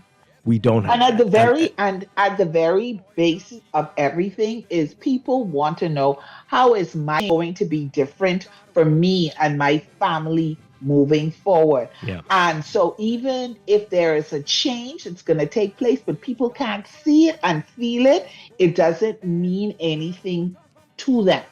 You know what I mean? Yeah. People, because at the end of the day, that is what the average Bahamian or whomever is saying. What has happened? What's now going to be different for me? How am I going to benefit from this? We got to go to a break. We've got a whole lot more Morning Blend coming up. Stay with us. Western crew. She say, Come back, let me show you how it really goes. So when you come to West End, you would know. Wind your waist over here, wind it over there. Come back in the center, move like you don't care. You'll have a West End move. You'll have a West End groove. You'll have a West End move. You'll have a West. Tired of banks forcing you to use technology to bank the way they want you to? Your convenience is important. So no matter what your banking needs, Commonwealth Bank's friendly staff are always available in branch for that personal one-on-one service. But when you choose technology, our online and mobile banking app offers you state-of-the-art functionality. The choice is yours. Commonwealth Bank. Bank the way you want. For over half a century, Hongxi has been reserved only for heads of state and world leaders. It wasn't just a car, it was a privilege. Easy Car Sales is proud to bring that distinguished heritage to the Bahamas. A new era in luxury electric, rooted in absolute prestige. It's for the few who demand freedom from the gas pump and first-class craftsmanship. Visit Easy Car Sales to see if you're ready for a taste of royalty. Put more money back in your pocket with the Fidelity Debt Consolidation Loan. Why pay more when you can pay less? Reduce your monthly debt payments down to one low, easy payment. Apply for a Fidelity Debt Consolidation Loan today. Call 356-7764. Fidelity, we're good for you. The following is a paid political message. Kalani, Warren. Hey! Kalani, oh, the future is brighter. Oh, vote for MacGyver. He is a fighter. Kalani, hey, the future is brighter. Oh, if you need improvement, oh, come join the movement. Come join the movement. Hey, you're looking for change, find it here. You're looking for justice, find it here. You're looking for truth, find it here. Vote for MacGyver. She's here for you. See everybody in Kalani. Change is here. Hey, hands in the air. See everybody in Kalani. Vote for MacGyver. She is a fighter. That was a paid political message. This is Guardian Radio 96.9 FM, streaming on GuardianTalkRadio.com and the Guardian Radio app, Nassau, Bahamas. Oh, yeah. All right. My beautiful islands. Woo. I tell you, if the good Lord never goes on holiday, tell me why he made the Bahamas. If the good Lord never used to come this way, tell me why he made these islands. All the sun, all the beach, all the skies, all the breeze, all the creeks, all the hills, all the sand, all the trees. Oh, tell me why. Tell me why. He made Welcome these back to Morning Blend on Guardian Radio 96.9. Dwight Strachan along with Laverne Gardner. And they're accepting applications now for the 2026-2027 Climate Change Youth Ambassadors Program. Here to tell us all about this, we're very pleased to have back with us Climate Change Officer Denzel Colley and the current Climate Change Youth Ambassador, one of the current Climate Change Youth Ambassadors, Ryan Munnings. Good morning. Great to have you all with us. Good morning. Thank you for having us. All right, so remind us, Denzel, I guess you can start with, remind us about the Climate Change Youth Ambassador Program. How long has it been going on now, and what are the objectives here? So, yes, good morning, Bahamas. The Climate Change Youth Ambassadorship is a project of work that's under the Climate Change and Environmental Advisory Unit within the Office of the Prime Minister. We have been in we're looking for our ambassador for the last 4 years. So we had 4 ambassadors, cycles of ambassadors so far. So from 2022 going on to now, current ambassador Mr. Munnings and Ms. Heather Brockbank. Mm-hmm. A youth climate change youth ambassador do.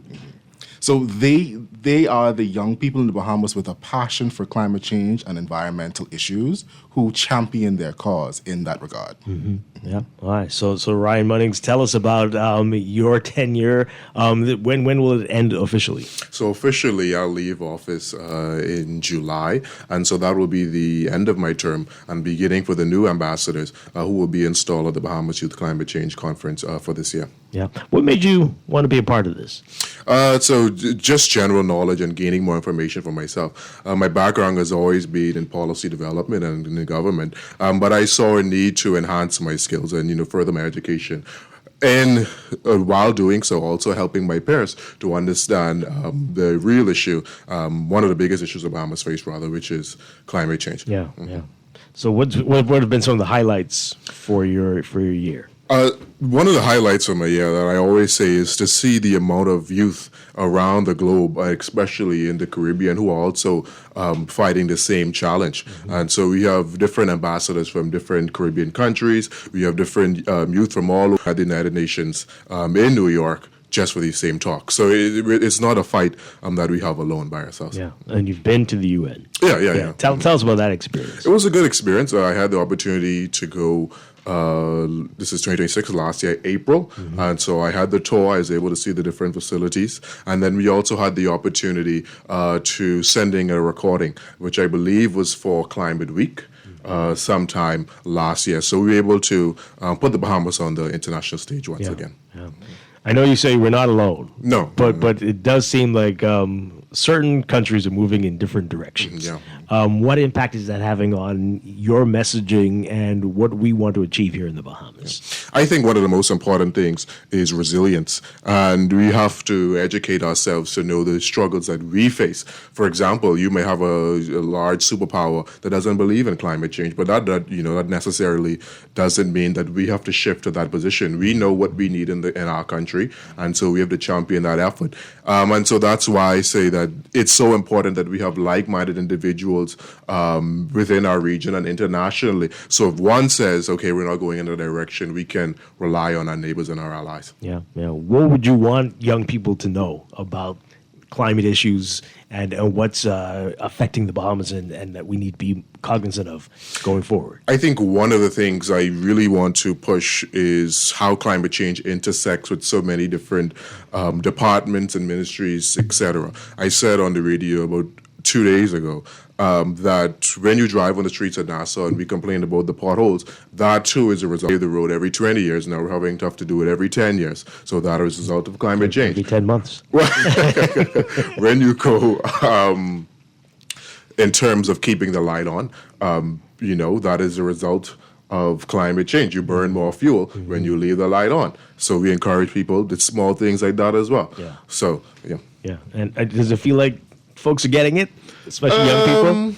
I often find that people don't understand the message unless you relay it to them in terms of how this affects you personally. Yes. So when you speak to people and say, okay, your light bill, is going up and you're also destroying the environment due to your light bill usage or due to the straws that you're using, etc. These are the reasons why we don't have certain marine life. And so I think when people understand, okay, what I'm doing individually is also affecting climate change. Yeah.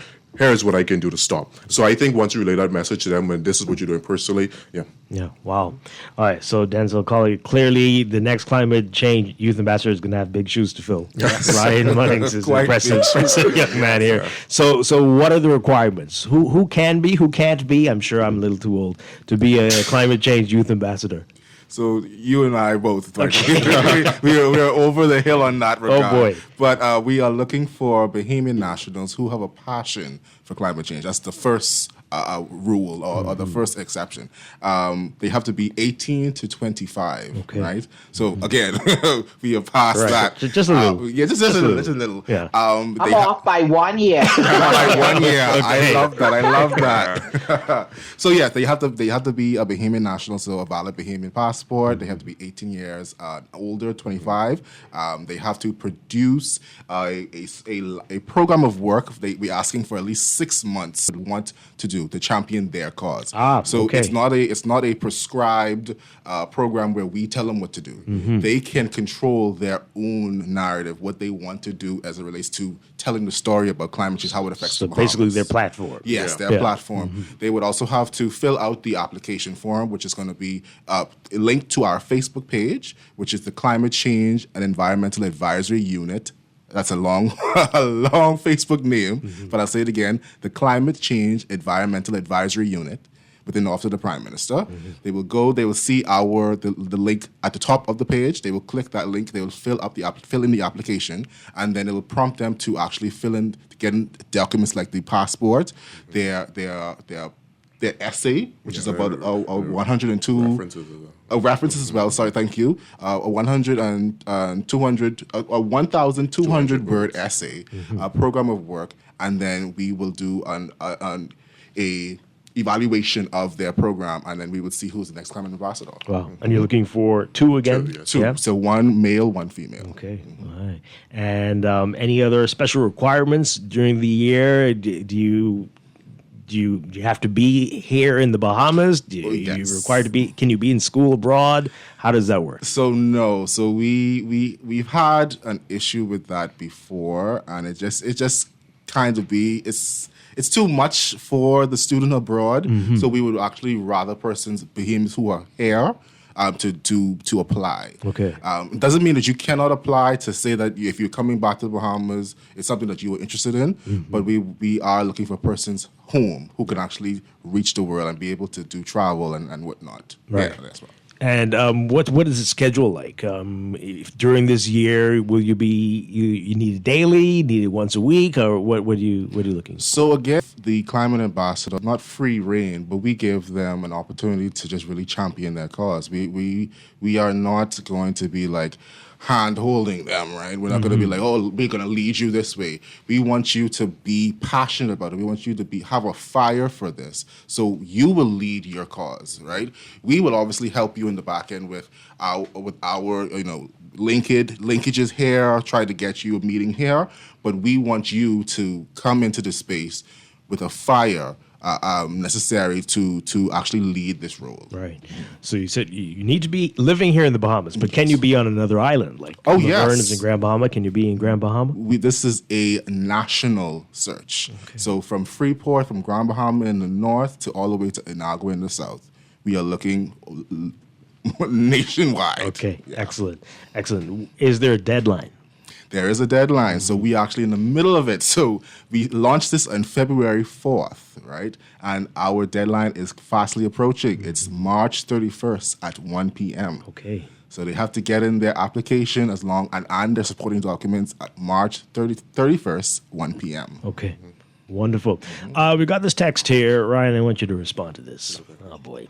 Dwight, what exactly are we doing to fight climate change? Even young people can see no one cares, oh boy, about the climate in the Bahamas. Look at how green spaces are being torn down all over the islands. Wildlife is being displaced, plus indigenous trees destroyed, cruise ships dumping sewage in our water. Environmental health is obviously on vacation. Yikes. What do you say to that? People who feel like we're not practicing what we're preaching. Well, I'll speak to the part with reference to the youth, because that's my focus. I think the statement is true in terms of the youth aren't, because I said it before, aren't as knowledgeable or don't really care about climate change. Is with the ambassadorship program. One of my platforms was to educate the public. And so what I've been doing is I've been going into the different schools. Namely, I went to C.H. Reeves Junior High School along with Eva Hilton. And so when I speak to the students and I let them know, hey, this is what climate change is, here's how you can help. But we're not only going there just to speak with them, I'm also going there to plant trees. So they're seeing in real time the work that we're doing. Excellent. Well, the work will continue. I'm sure it's for going to be. I've got a long way to go with this. What's next for you? once you hand over the crown, I guess. Well, I always say it's up for God to decide. But currently, I'm a law student at the University of the Bahamas, excellent. and so the plan is to go off to law school. Nice. So I know the Ministry of Youth, Sports and Culture, they have another ambassadorship program, so you won't be able to get rid of me that soon.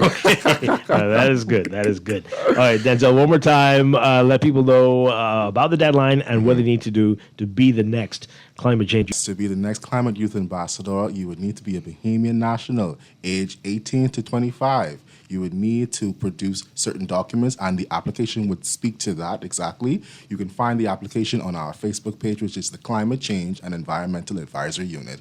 And the deadline is March 31st at 1 p.m. Okay. All right. Wonderful stuff, Denzel Colley, Ryan Munnings. Thank you both for being here. Thank you very much for having us. Thank you so much. And thank you for the service Thank you you've very given much. to the country, Ryan.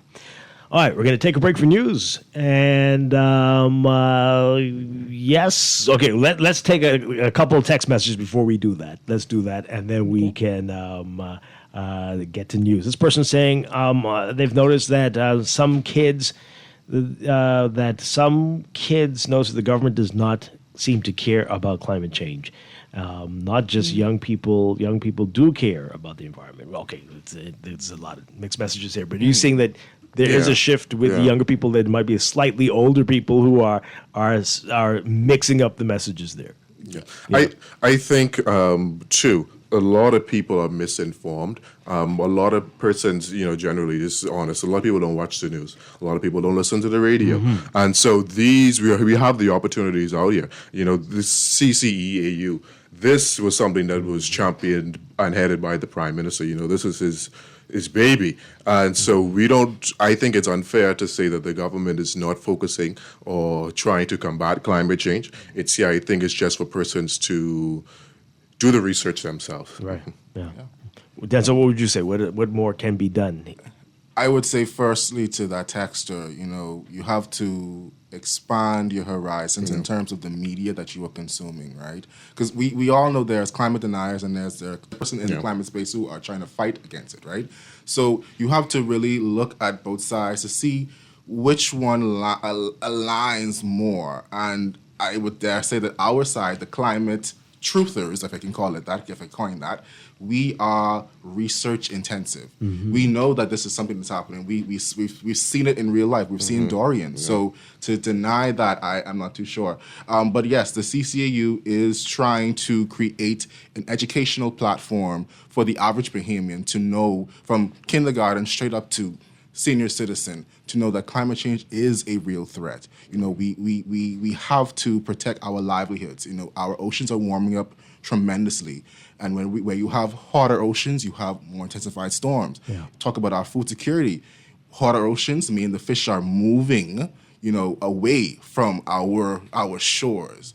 And they're trying to find cooler waters. Yeah. So that means there's going to be a depletion in our food supply. Mm-hmm. So all I can say is climate change is real. And that'll have economic implications as Yes. well, right? Let's take this call very quickly, and then we've got to go to the news. Caller, good morning. You're on the air. Dwight, thank you very much. I'm so glad you got that gentleman on. And Dwight, I've been trying to preach this, but he's preaching so long ago.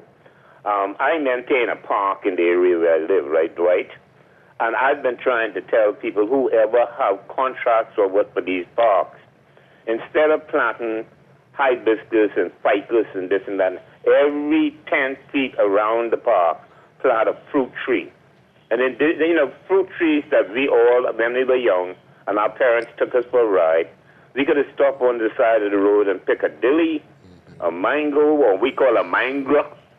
We could get canap. We could get all the different gooseberry, pigeon plum, cocoa plum, all those things, right? That every time somebody clear down a piece of property, they clear down everything and plant ficus, bougainvillea, match me if you can, hibiscus, this and that. You can't eat. So I've been trying to tell everybody, every 10 feet around your park, plant a fruit tree. Mm-hmm. Name one, a breadfruit, a grapefruit, a sour, a pigeon plum, a gooseberry, and everything. Great suggestion, And that's what Sparky. I've been doing. Thank you very much. If we could get all these people that work with parks and beaches, instead of planting palm trees from the College of the Bahamas to the airport, plant things that when parents take the children out for a Sunday drive, You could stop and pick up a dilly on the side of the road. And it, Thank you. Appreciate it. One final call. Caller, good morning. You're on the air. Yes, good morning, Mr. Strong. Good morning to your guest. Good Yeah, Good morning. I hate to say this, right, young man, but climate change. Can you explain what is a climate denier? They did the same thing. Dwight, doing from I think about 11 years ago, 10 years ago, I called the talk show when C. Allen and Leon was on the radio from Batelco, and I told them they was talking about 5G, and I was discussing the effects of it, and I told them something that I was correct about when I said that. I told them that they want to connect us to the internet, and now you see the model. So the question for the gentleman is, are you willing to have a debate about climate change? What is a climate denier? Because the climate is changing, but it's not because of carbon dioxide. And I'm willing to debate you and your whole panel with me one, with no books, just us, with a fact checker, and I'll debunk your myth of climate change. Okay. Well, we are trying to encourage people to sign up to be climate youth ambassadors. I think if they hear that, that will be a... No comment. but it goes back to the point. These are individuals, that you meet, and so to answer his question, climate denier is somebody who simply denies that climate change has any effect on the world. It's that simple. And to the caller before that, we recognize that issue. Yeah. And so when I go into the schools, one of the things that I do is we plant the national flower, and then we also do fruit trees. Right. So we've done soursop, we've done sugar apple. Excellent. And so the children are going to be able to enjoy for the future. Yeah, that's fantastic. Again, thank you very much, Denzel Colley and Ryan Munnings. Great work that you've done. Thank you very much. Appreciate it. Thank you so much. And shout out to Heather, Yes. the other climate change, climate youth ambassador as well. All right. Have a great one. Thank you. Thank you very much. Thank you for having us. We're going to break for news and be back. This is Morning Blend on Guardian Radio 96.9.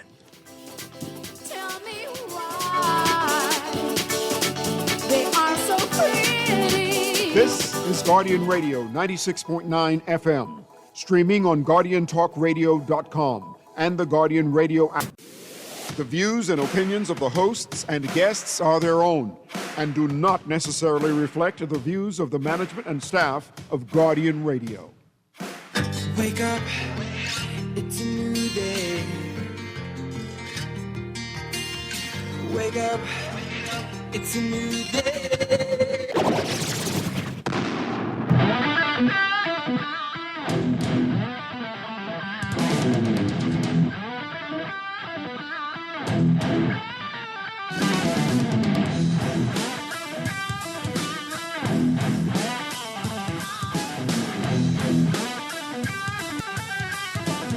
Good morning and welcome to Morning Blend Business on this Thursday, March 5th, 2026. Welcome back to our Morning Blend listeners. Once again, I'm Dwight Strachan along with Laverne Gardner, and we have a special edition of the show today. We are talking about the launch of the second UN decade for people of African descent.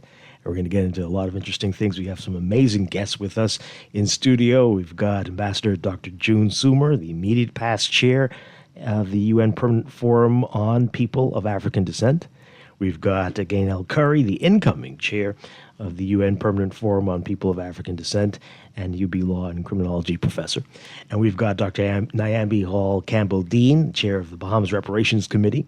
Ladies, great to have you all with us in studio this morning. Good morning. Good morning. All right, so where do we begin? Let's talk about the first decade for people of African descent and what that was all about and what we were hoping to achieve with that and what we did actually achieve with that. Dr. Sumer, you want to begin with that? And let's adjust your mic there a little bit. Thank you very much and good morning. The first decade on people of African descent came out of a recommendation by civil society, really and truly, after the establishment of the Durban Declaration and Program of Action. And that program of action was really about looking at development for people of African descent. So I'm happy that we're on a business program because I think that the decades are about business and how we see ourselves within the whole structure of development. And so the first decade, we were supposed to put in place systems that would break the back of racism and systemic racism, and give us the opportunity for us to be able to develop. Because it is this decade also in which the right to development was signed on to by the United Nations. Right. And because of the fact that enslavement did not give us that right to development, because we were part of the system of development. We were the ones who reproduced the labor for capitalism and the development of the colonial countries. Then we did not have the opportunity, so we didn't have a right to own land, for example.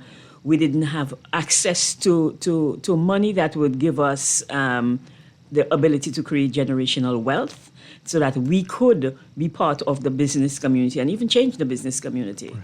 So the first decade was about putting these things in place and also putting it in place along with our human rights and our dignity, uplifting of our dignity. And so the first decade was supposed to tackle these things in the legal system, in the education system, in the health system, etc. And many countries did put in place some of these things, especially in Latin America. I think Latin America was a place where attempt to look at redressing some of the inequalities. Wow. But I think that there's still so many gaps and there was so much catching up. So we had to go for a second decade. And we are hoping that this decade, and I'm so happy that the Bahamas is launching the decade to start the awareness from the beginning, so that people understand why we are doing this and why by the end of the second decade we expect to break the back of systemic racism. Okay, is that realistic? I mean, because I'm thinking this may have to be an indefinite process. It will take a lot, but what I'm saying is that we will break the back. I'm not saying that we will change things completely. Okay. I'm saying that because those of us in the movement understand that it's for the long haul and that it's not something for the weak and the faint of heart. And so we are working and we are doing it step by step. Yeah. Because there are many things we have to tackle in the second decade, including issues around reparatory justice. Well, we were joking about that, sadly joking about that earlier in the show, that is the worst R word apparently in language, reparations. I think you were with us before remotely talking about this, and there's still so much resistance to it, even among people of African descent. So let's talk about that, why there is this resistance and what we are seeing and any changes we've seen over the past 10 years. And everybody can jump in. Okay, I think the first question that people normally ask me is, why are we pursuing reparatory justice when we should just forget? But they want us to forget about slavery. I want to take the conversation away from slavery and put it into so I'm taking it away from the victim. I want to take reparations away from the victim and put it at the foot of the colonial powers who enslaved us. So the first thing I want to talk about is the language of the reparatory justice movement, which is an empowering language. And part of it is due to the fact that we ourselves think that we are not deserving of reparations, when for 400 years our ancestors were enslaved without pay. So what we're really asking for is our grandfather's back pay. Right. Our grandfather's pensions. I love that. Our ability to be able to take that, whatever it is, because part of it is compensation there, but there are other parts of development that we want with it. Can you imagine if all that had been invested where some of us would have been by now? I am telling you, you get it. You get it. Yeah. And so I will let the others fill in, and I can always jump in. Thank you. But I just want to add two quick things. First of all, to say that with regard to the first question that Dr. Suma mentioned, which was responded to with respect to what was achieved in the first decade, I want to mention the Permanent Forum. I think that was one of the biggest achievements during the first decade. We actually have a permanent forum for people of African descent, and we meet every year, and we have thousands of people online in person. We had over 1,000 physically in the room with us when we met. So just to say that this is a movement, this is the beginning of a movement, and I think that was the first part that I wanted to add to June's point about what was achieved. So there's still a long way to go with that, but that's the biggest platform right now internationally for people of African descent to be able to come together and speak about issues that are important to them. That's what we provide for them, that platform, that space. And then regarding, I'd add one more thing to what June said in terms of my grandmother's back pay. You know, people always say to us, and we've been on so many of these shows before, and I've been told, why are you talking about this old stuff? This is history. Don't get into that. I'm saying it's not that old, because remember that the enslavers, their ancestors were repaid in full. Guess when? Until 2015. They just finished British colonies. in the British colony. So they just finished getting paid, and nobody said to them, well, you know, you shouldn't want this. This is old money. Don't take it. It's old stuff. They happily took the money I think up we to need to stress 2015. that. Let's say that again. Explain what happened there. That they didn't just willingly say, "Fine, we won't enslave people anymore." Right. Yeah.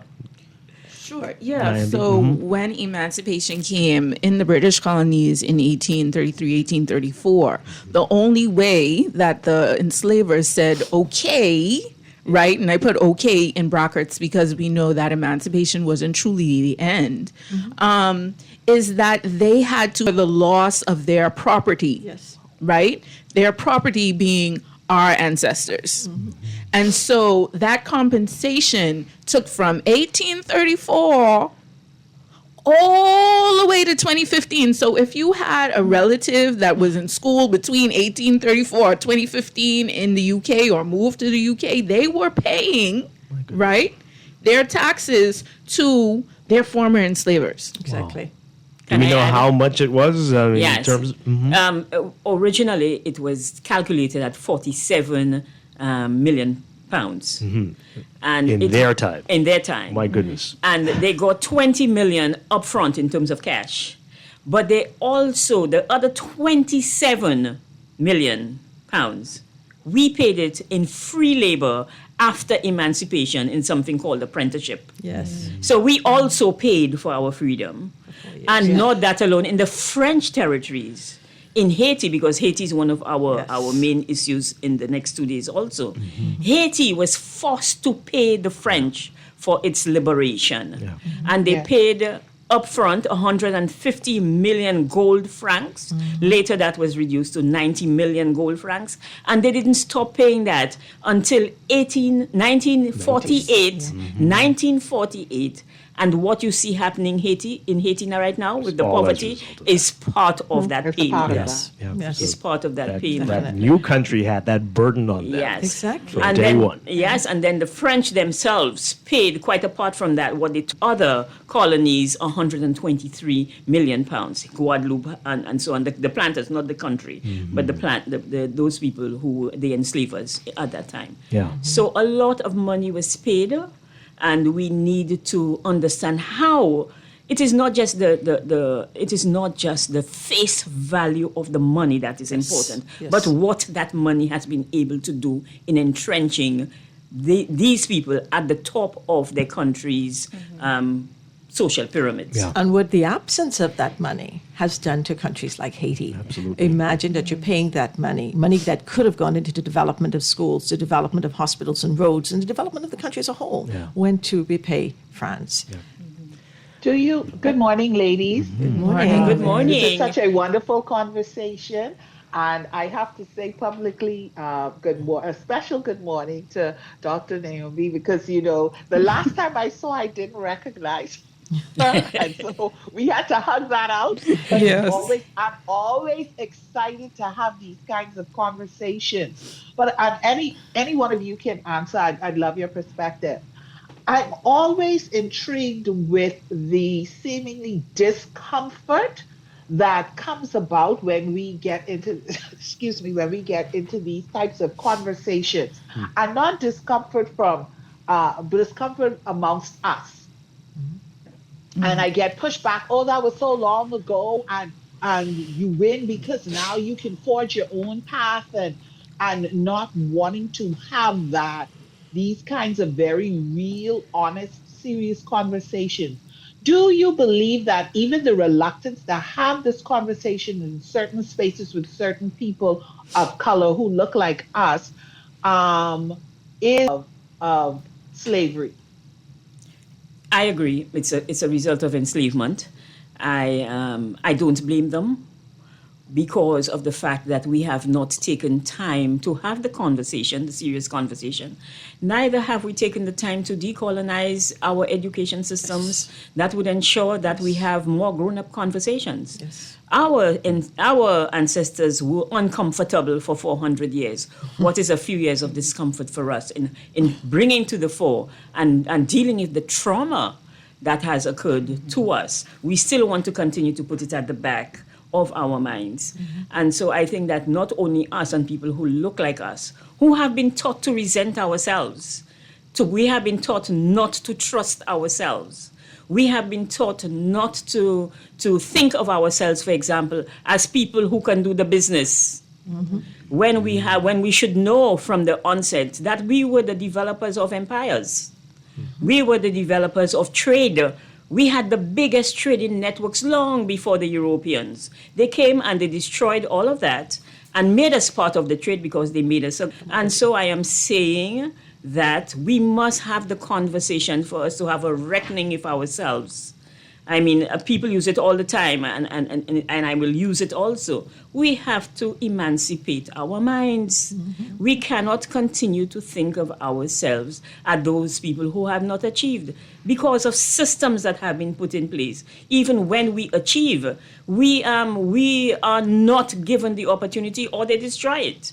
You walk into a room as a well-qualified woman of African descent, and another person walks into the room of a different hue with the same or similar qualifications as you. And you can bet it is the color of your skin that determines who gets the job. So always the less system, qualifications. Yes. Or even less. Or you have to, if I can tell you that from a personal perspective, you have to continue to prove yourself at each iteration of your career for you to say that I am deserving of this post. You know, at worst if you are a woman of color, a little less if you are a man of color. Because as a woman of color, you're not expected to be because of the things that have happened to women during enslavement and the fact that I'm going to say something that will be a little controversial, but women of African descent were the womb of capitalism. Yes. We are the ones who reproduced the labor. The laws made it so that the children of non-white black women were not enslaved. Our children were the only ones enslaved, and worked on the plantations.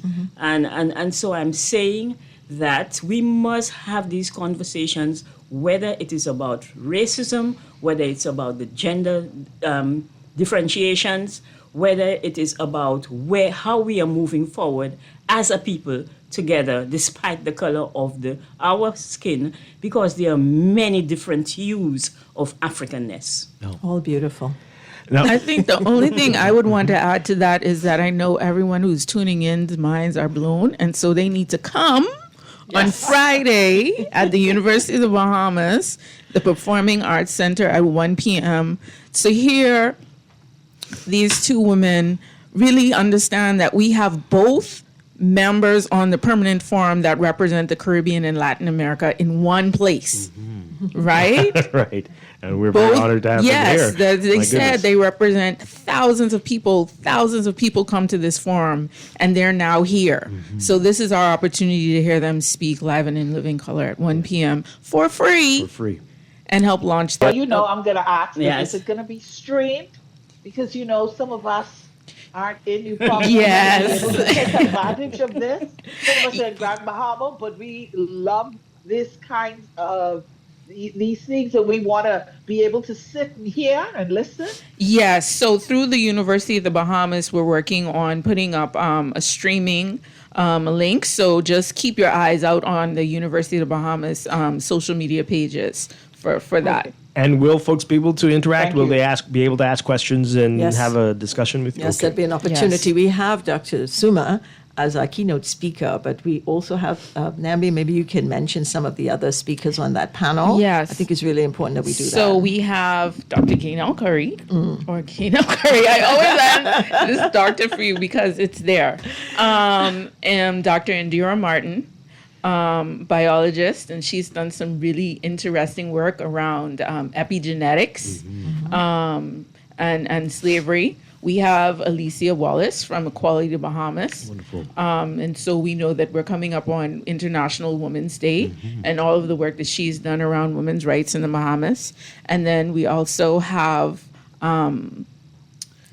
Indira Martin. Yeah, so those are the three people on the panel, and then I'll be moderating the panel. And Wonderful. All right. Brace yourselves for the questions, because some of the ones that are coming on our text line are quite interesting. Before we get to the text line and the calls, we've had shows on this before. Just the importance of even an apology from some of the European countries. We've come close in the last 10 years, right?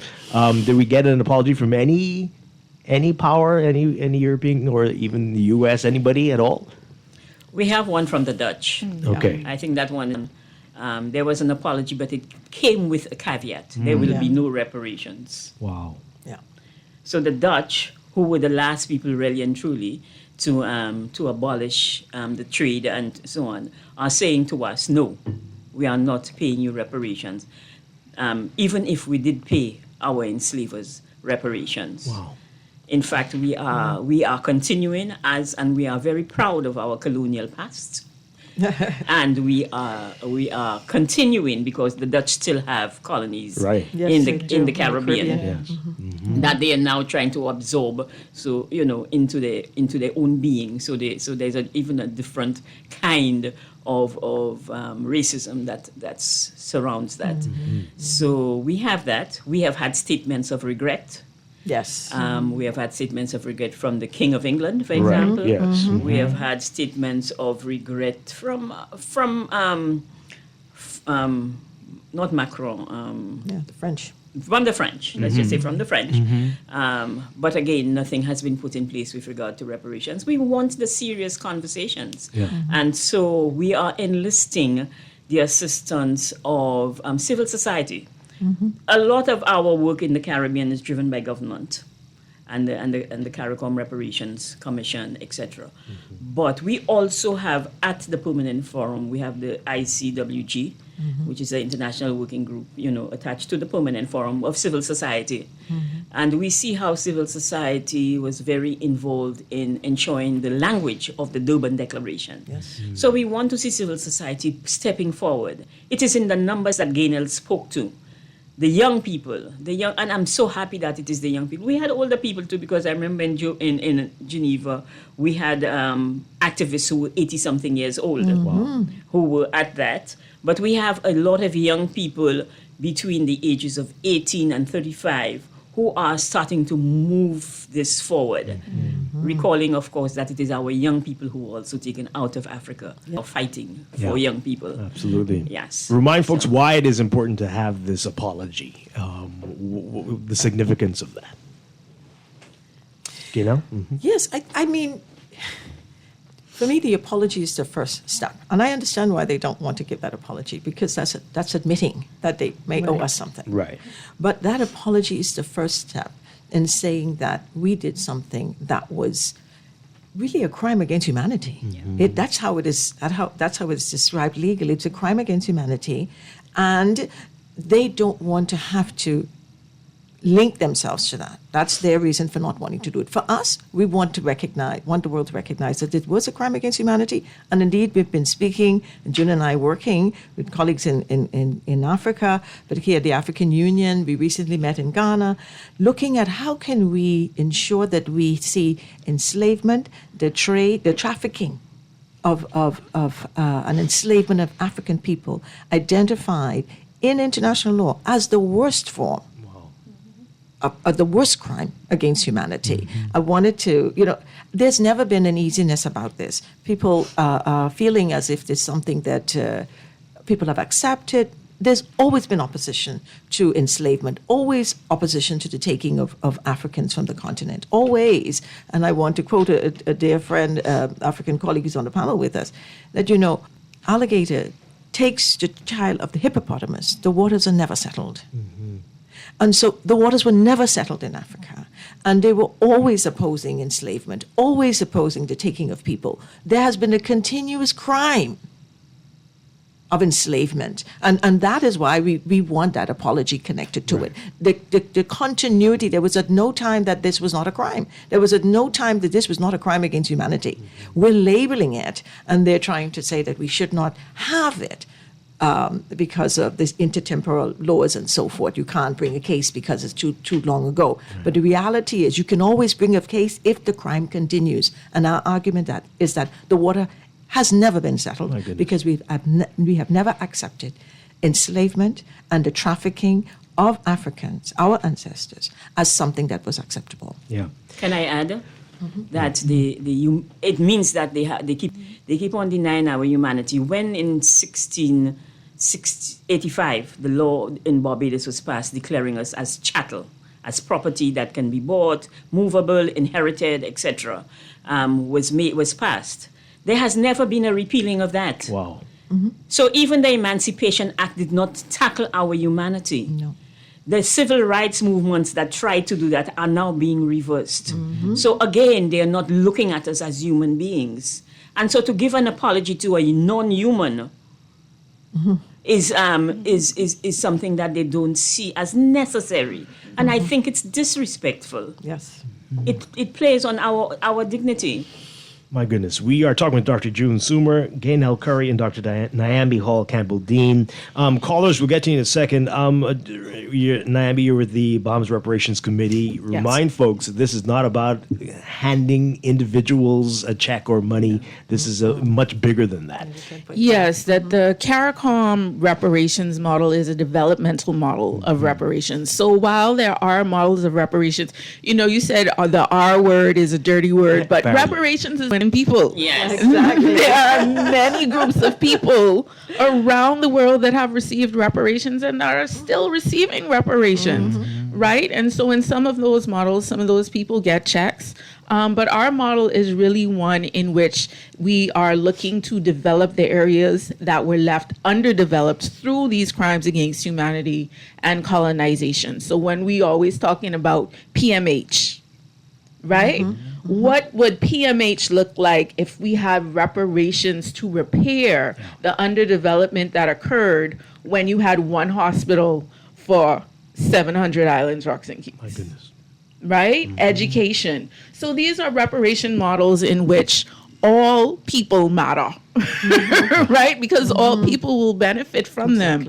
We're not sparsing out, you were an enslaver, you were enslaved, you don't. No. We're saying that these are areas that affect all in the country, in the region, and so these are the areas that we're going to be taking care of. 10-point 10-point reparations plan. And yes. where can people find that and find out more information? Well, we're currently the new revised 10-point plan is like on the way. Okay. Very much about to be distributed widely, but you can go right now on CARICOM's reparations page and find the original 10-point plan. Okay. All right, let's take this call. And we got some very interesting text messages to get to. Caller, good morning. You're on the air. Hey, morning, my brother. Good morning. Davis, Johnson, who's second here. Good morning. Good morning. This can go down in history as my favorite show ever on Guardian Radio. Okay. And I just want to praise the people who are in studio with you, and also praise Madam Chair, Dr. Nyambi, for all the work she's been doing on behalf of Bahamas. I'm sure as you are fair in the Bahamas. So I just wanted to commend everyone, including you, Dwight, for hosting the show as well. Secondly, I just wanted to make a little comment. The reason, in my opinion, why we as Africans and every African nation really lacks any real political clout, if you will, on a global level is because we don't lean into these issues and we don't support initiatives like the ones that you are driving forward. And then recently, I was going to ask a question, but you all kind of got into it because a lot of people see reparations as them just giving us a check and everyone getting a check. And that might be a part of it, but it's something that's so broad. It involves corporations, it involves governments, it involves personal families, and it's such a broad scope of things. But I just asked if you could elaborate more on some of those 10 points, like debt cancellation and how these work, on a nation-to-nation level. Yeah. And I'll line up and listen. So thank you very much. Thank you very much. Thank you, Chris. Appreciate it. Yeah, the debt cancellation, and I've said it on the show before when we were having this issue with the new hospital that we're getting. Received the loan from China, and the government announced that Britain had offered a loan at maybe better rates, and I was saying they should have just offered to do it, build the hospital, right? Of all the country, why would we want to take a loan from the UK? But anyway, I agree. I agree with you. We are asking for debt cancellation, especially because in the post-independence period, we have had to take loans to do what the British government, in the case of the Bahamas, didn't do when they had us for 400 years, because they thought we were not entitled. We were not entitled to schools, and so they built prisons instead. Wow. On the eve of the Emancipation Act, they passed a number of prisons acts on the eve of emancipation. So our freedom was always tied to criminality and not to education. So instead of building schools, they built prisons. My goodness. And they never built hospitals. In all of our countries, we had one hospital for everybody that was understaffed. And so we had to take loans for us to be able to do that. So what we are really paying back are colonial loans. And we are asking for debt cancellation, because if you had done what you were supposed to do with all of the money that you earned from our labor, and not paying us reparations, that we should have state-of-the-art institutions, educational as well as health institutions. Absolutely. And that is part of our reparations call for these kinds of institutions, as well as to cancel the debt that we had to pay. You didn't even build roads. No. We had to build our own roads. You didn't put in place the infrastructure. What did you do with that money? If we were the ones, and they're asking us, what are we going to do with the reparations money? Somebody ever asked you what you're going to do with your back pay? So they're asking us what we're going to do with the reparations. We are going to do the things you never did. Exactly. Continue to develop our countries. My goodness. Okay, this texter says here, this is a fascinating discussion, that these women are reaching back some 200 years for reparations, but are ignoring the low-hanging fruit of reparations in their own immediate communities, from the perpetrators of crime on their families to be paid to the victims of their crimes. Why aren't they advocates for reachable reparations for the many victims of crime in their immediate communities? I think I'll let Gaynell start that as the attorney, but I want to add something when she's finished. Okay. Okay. We are not suggesting that there should be no response to current criminality and injustices that exist in the society. That's not what we're talking about.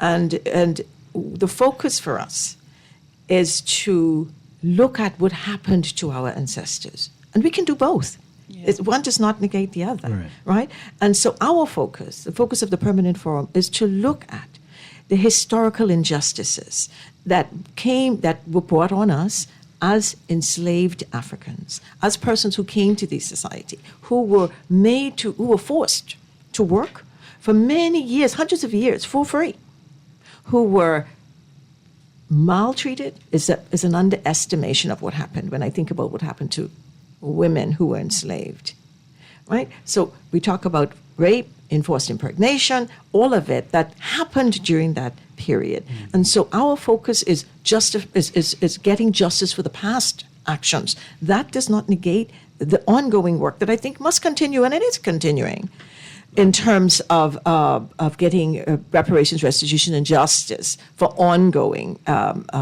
events in our countries. But we cannot forget the past. The reality is, if you forget your past, you really have no chance of succeeding in the future. We must correct the past. We cannot allow these levels of injustices to continue, to go unspoken of, as to pretend as if they never happened, as if they didn't exist. They are a big part of who we are today. We speak often in this country about crime, about violence against women. Caribbean countries have one of the highest incidents in the world. Yeah. We're in the top 10 for violence against women and rape. Where does that come from? That comes from the history of what we went through. Our women were raped. This whole idea of autonomy, bodily autonomy, we didn't have it, including our masters, and they sold us and they used us as African women.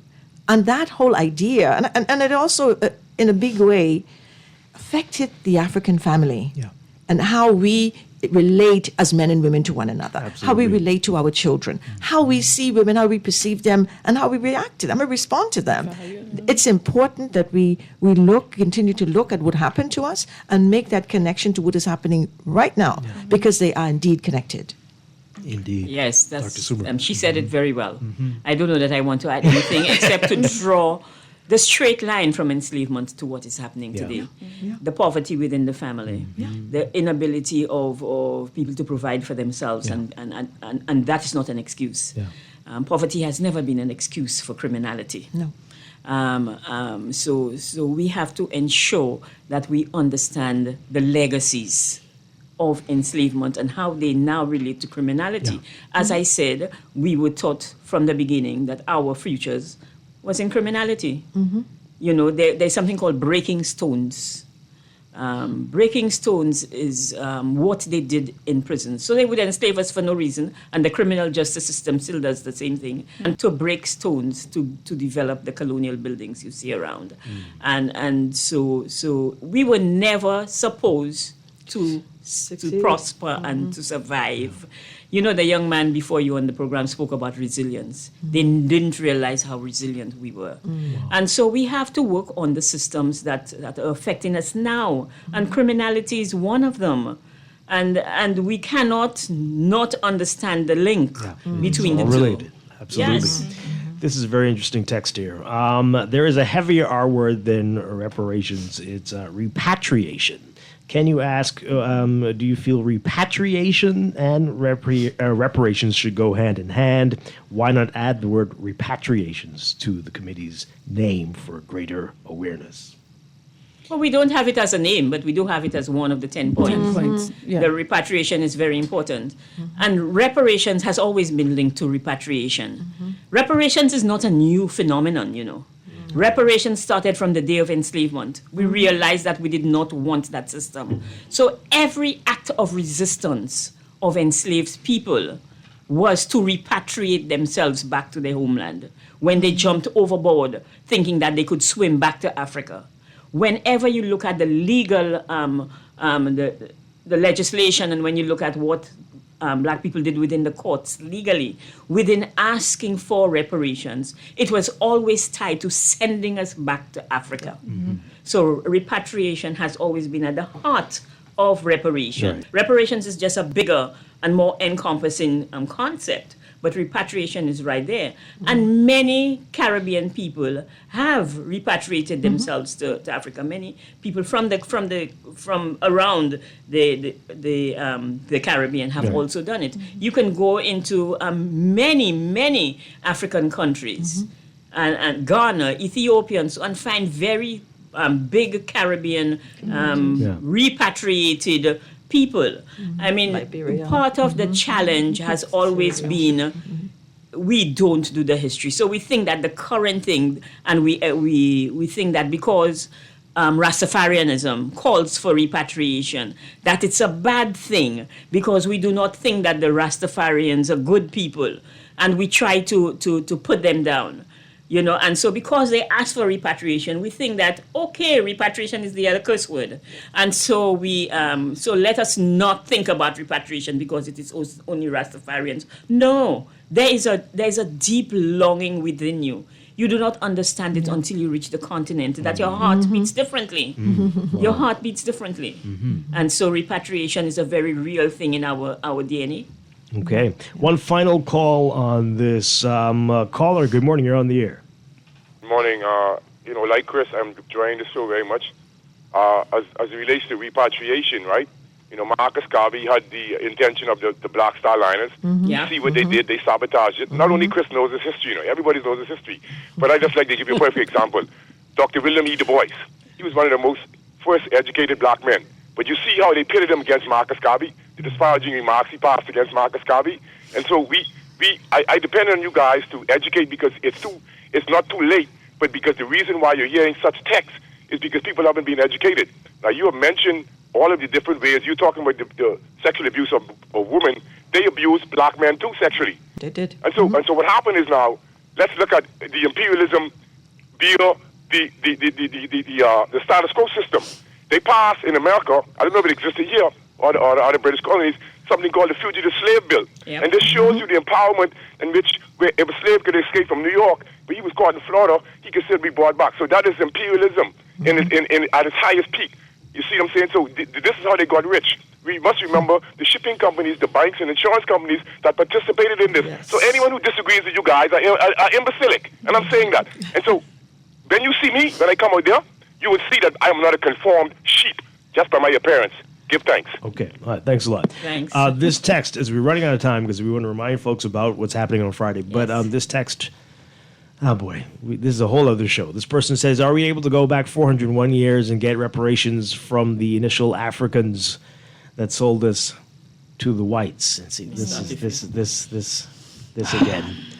again. Yeah. So my response to that is, if the Africans were so responsible in this whole system of enslavement, why, when you look at the countries in Glasgow, and then you go to the countries where the slave castles were, Elmina, Gorey, and you look at the development in Glasgow and Liverpool, and then you look at the development in Elmina and Gorey, why aren't they equal? Where are the lavish buildings, the enriched churches, the banks, industries, the banks, the insurance companies? Yes. Where are they? Where are they? If they made so much money and profited so much off of the system, right? So we know that it was a complicated system, that there were elements that involved African people, but it's not to the extent of, oh, well, if these people didn't just sell you out, then we wouldn't be where we are. And of course, that's the narrative that they want us to believe. Absolutely. And they forget the wars that we fought against enslavement on the continent. Yeah, exactly. Where do you think names like Queen Nzinga came from? Yeah. We fought wars against it. Shaka Zulu, all these guys were fighting against colonialism and enslavement. Had many revolts on this side of the planet as well. Yes, as well. So throughout the Caribbean and Latin America. My goodness. All right, one more time, remind folks about what's happening 1 o'clock tomorrow afternoon. So 1 o'clock tomorrow afternoon, we have these two magnificent ladies. That's why I was quiet, because y'all can hear me all the time, right? But we don't get this all the time. At the University of the Bahamas, the Performing Arts Center, the Bahamas is launching our second decade for people of African descent. United Nations, people of African descent. We want to really make this a launch, one that matters, so that this decade is one in which we see the movements that we want to see, in which we break the back of systemic racism. And we can only do that if we really take advantage of all the opportunities that can come through this decade. And so come out and have your voice heard, share your imagination on what you think could happen in this decade, and have a conversation with us. Okay. Looking forward to it. Again, Dr. June Sumer, Thank great you. to meet you finally. Ken L. Curry, always a pleasure to see you. And Dr. Naomi Hall Campbell Dean, we might as well set an office up for you over here. Don't you think? That would be great. Thank you all. Thank you. I'll be looking for that link. Yes. So look for the University of the Bahamas, again, website, their Facebook pages for the live streaming. And if not there, then we're also going to try and stream it on Bahamas Reparations Committee, our Instagram page. Okay. All right. Wonderful, ladies. Again, thank you so much. Thank really you. appreciate it. Looking forward to tomorrow. Thanks, Laverne. Laverne Gardner, thank you so much. I'll talk with you again next week. And I'll be back tomorrow morning with more Morning Blend and Morning Blend Business right here on Guardian Radio 96.9. This portion of the show brought to you by CFAL, growing wealth for future generations. Stay tuned for On the Clock with Aaron Green coming up next.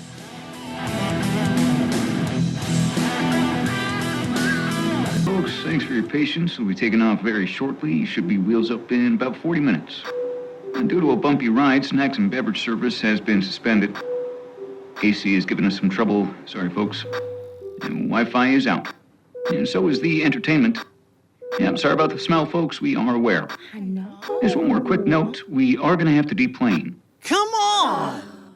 We're like the plane ride that isn't a nightmare. CG Atlantic Agents and Brokers. Good like that.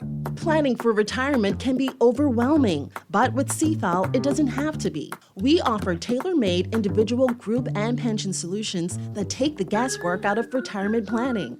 Whether it's for you or your company, don't leave your future to chance and let the trusted hands of CFAL's experts guide you toward peace of mind and financial stability. Low upfront costs and affordable monthly payments make it easy for you to build wealth so you can live well. Visit us at cfal.com to start on your path toward financial freedom. CFAL, growing wealth for future generations. Southwest Plaza has so many stores, I've been trying to find a sensible way to list them all. There's CBS Bahamas, the Ashai Institute, BENC Snack World, Bamboo Shack Bahamas, there, the Athlete's Foot and BTC, Games and More, John Bull Fine Threads, Alive, Bahari, Dairy Queen, 700 Wines and Spirits, Sandy's Clarkson Island Luck, Starbucks and Lowe's Pharmacy, plus Marco's Pizza and Lorraine's. What a wide array of stores. Southwest Plaza, stop by today and explore.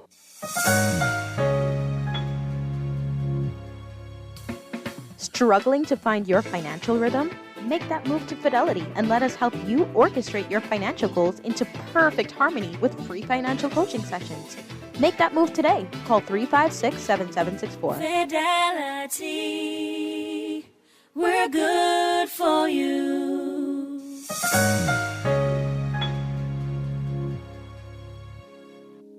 Are you or someone you love in need of at-home care support? Maybe you require medication administration, mobility assistance, or post-surgical recovery support. Do you have a loved one who is suffering from Alzheimer's or dementia and need patient-centered support? Well, there's a caring, affordable, and trusted solution available for you. It's called Assurance Home Care. We have certified Bahamian nurses and caregivers, and we can provide both hourly or monthly rates. Call us now for a free consultation at 242-810-8995. At Assurance Home Care, we provide quality care you can trust right at home. At CFAL, we understand that a secure future is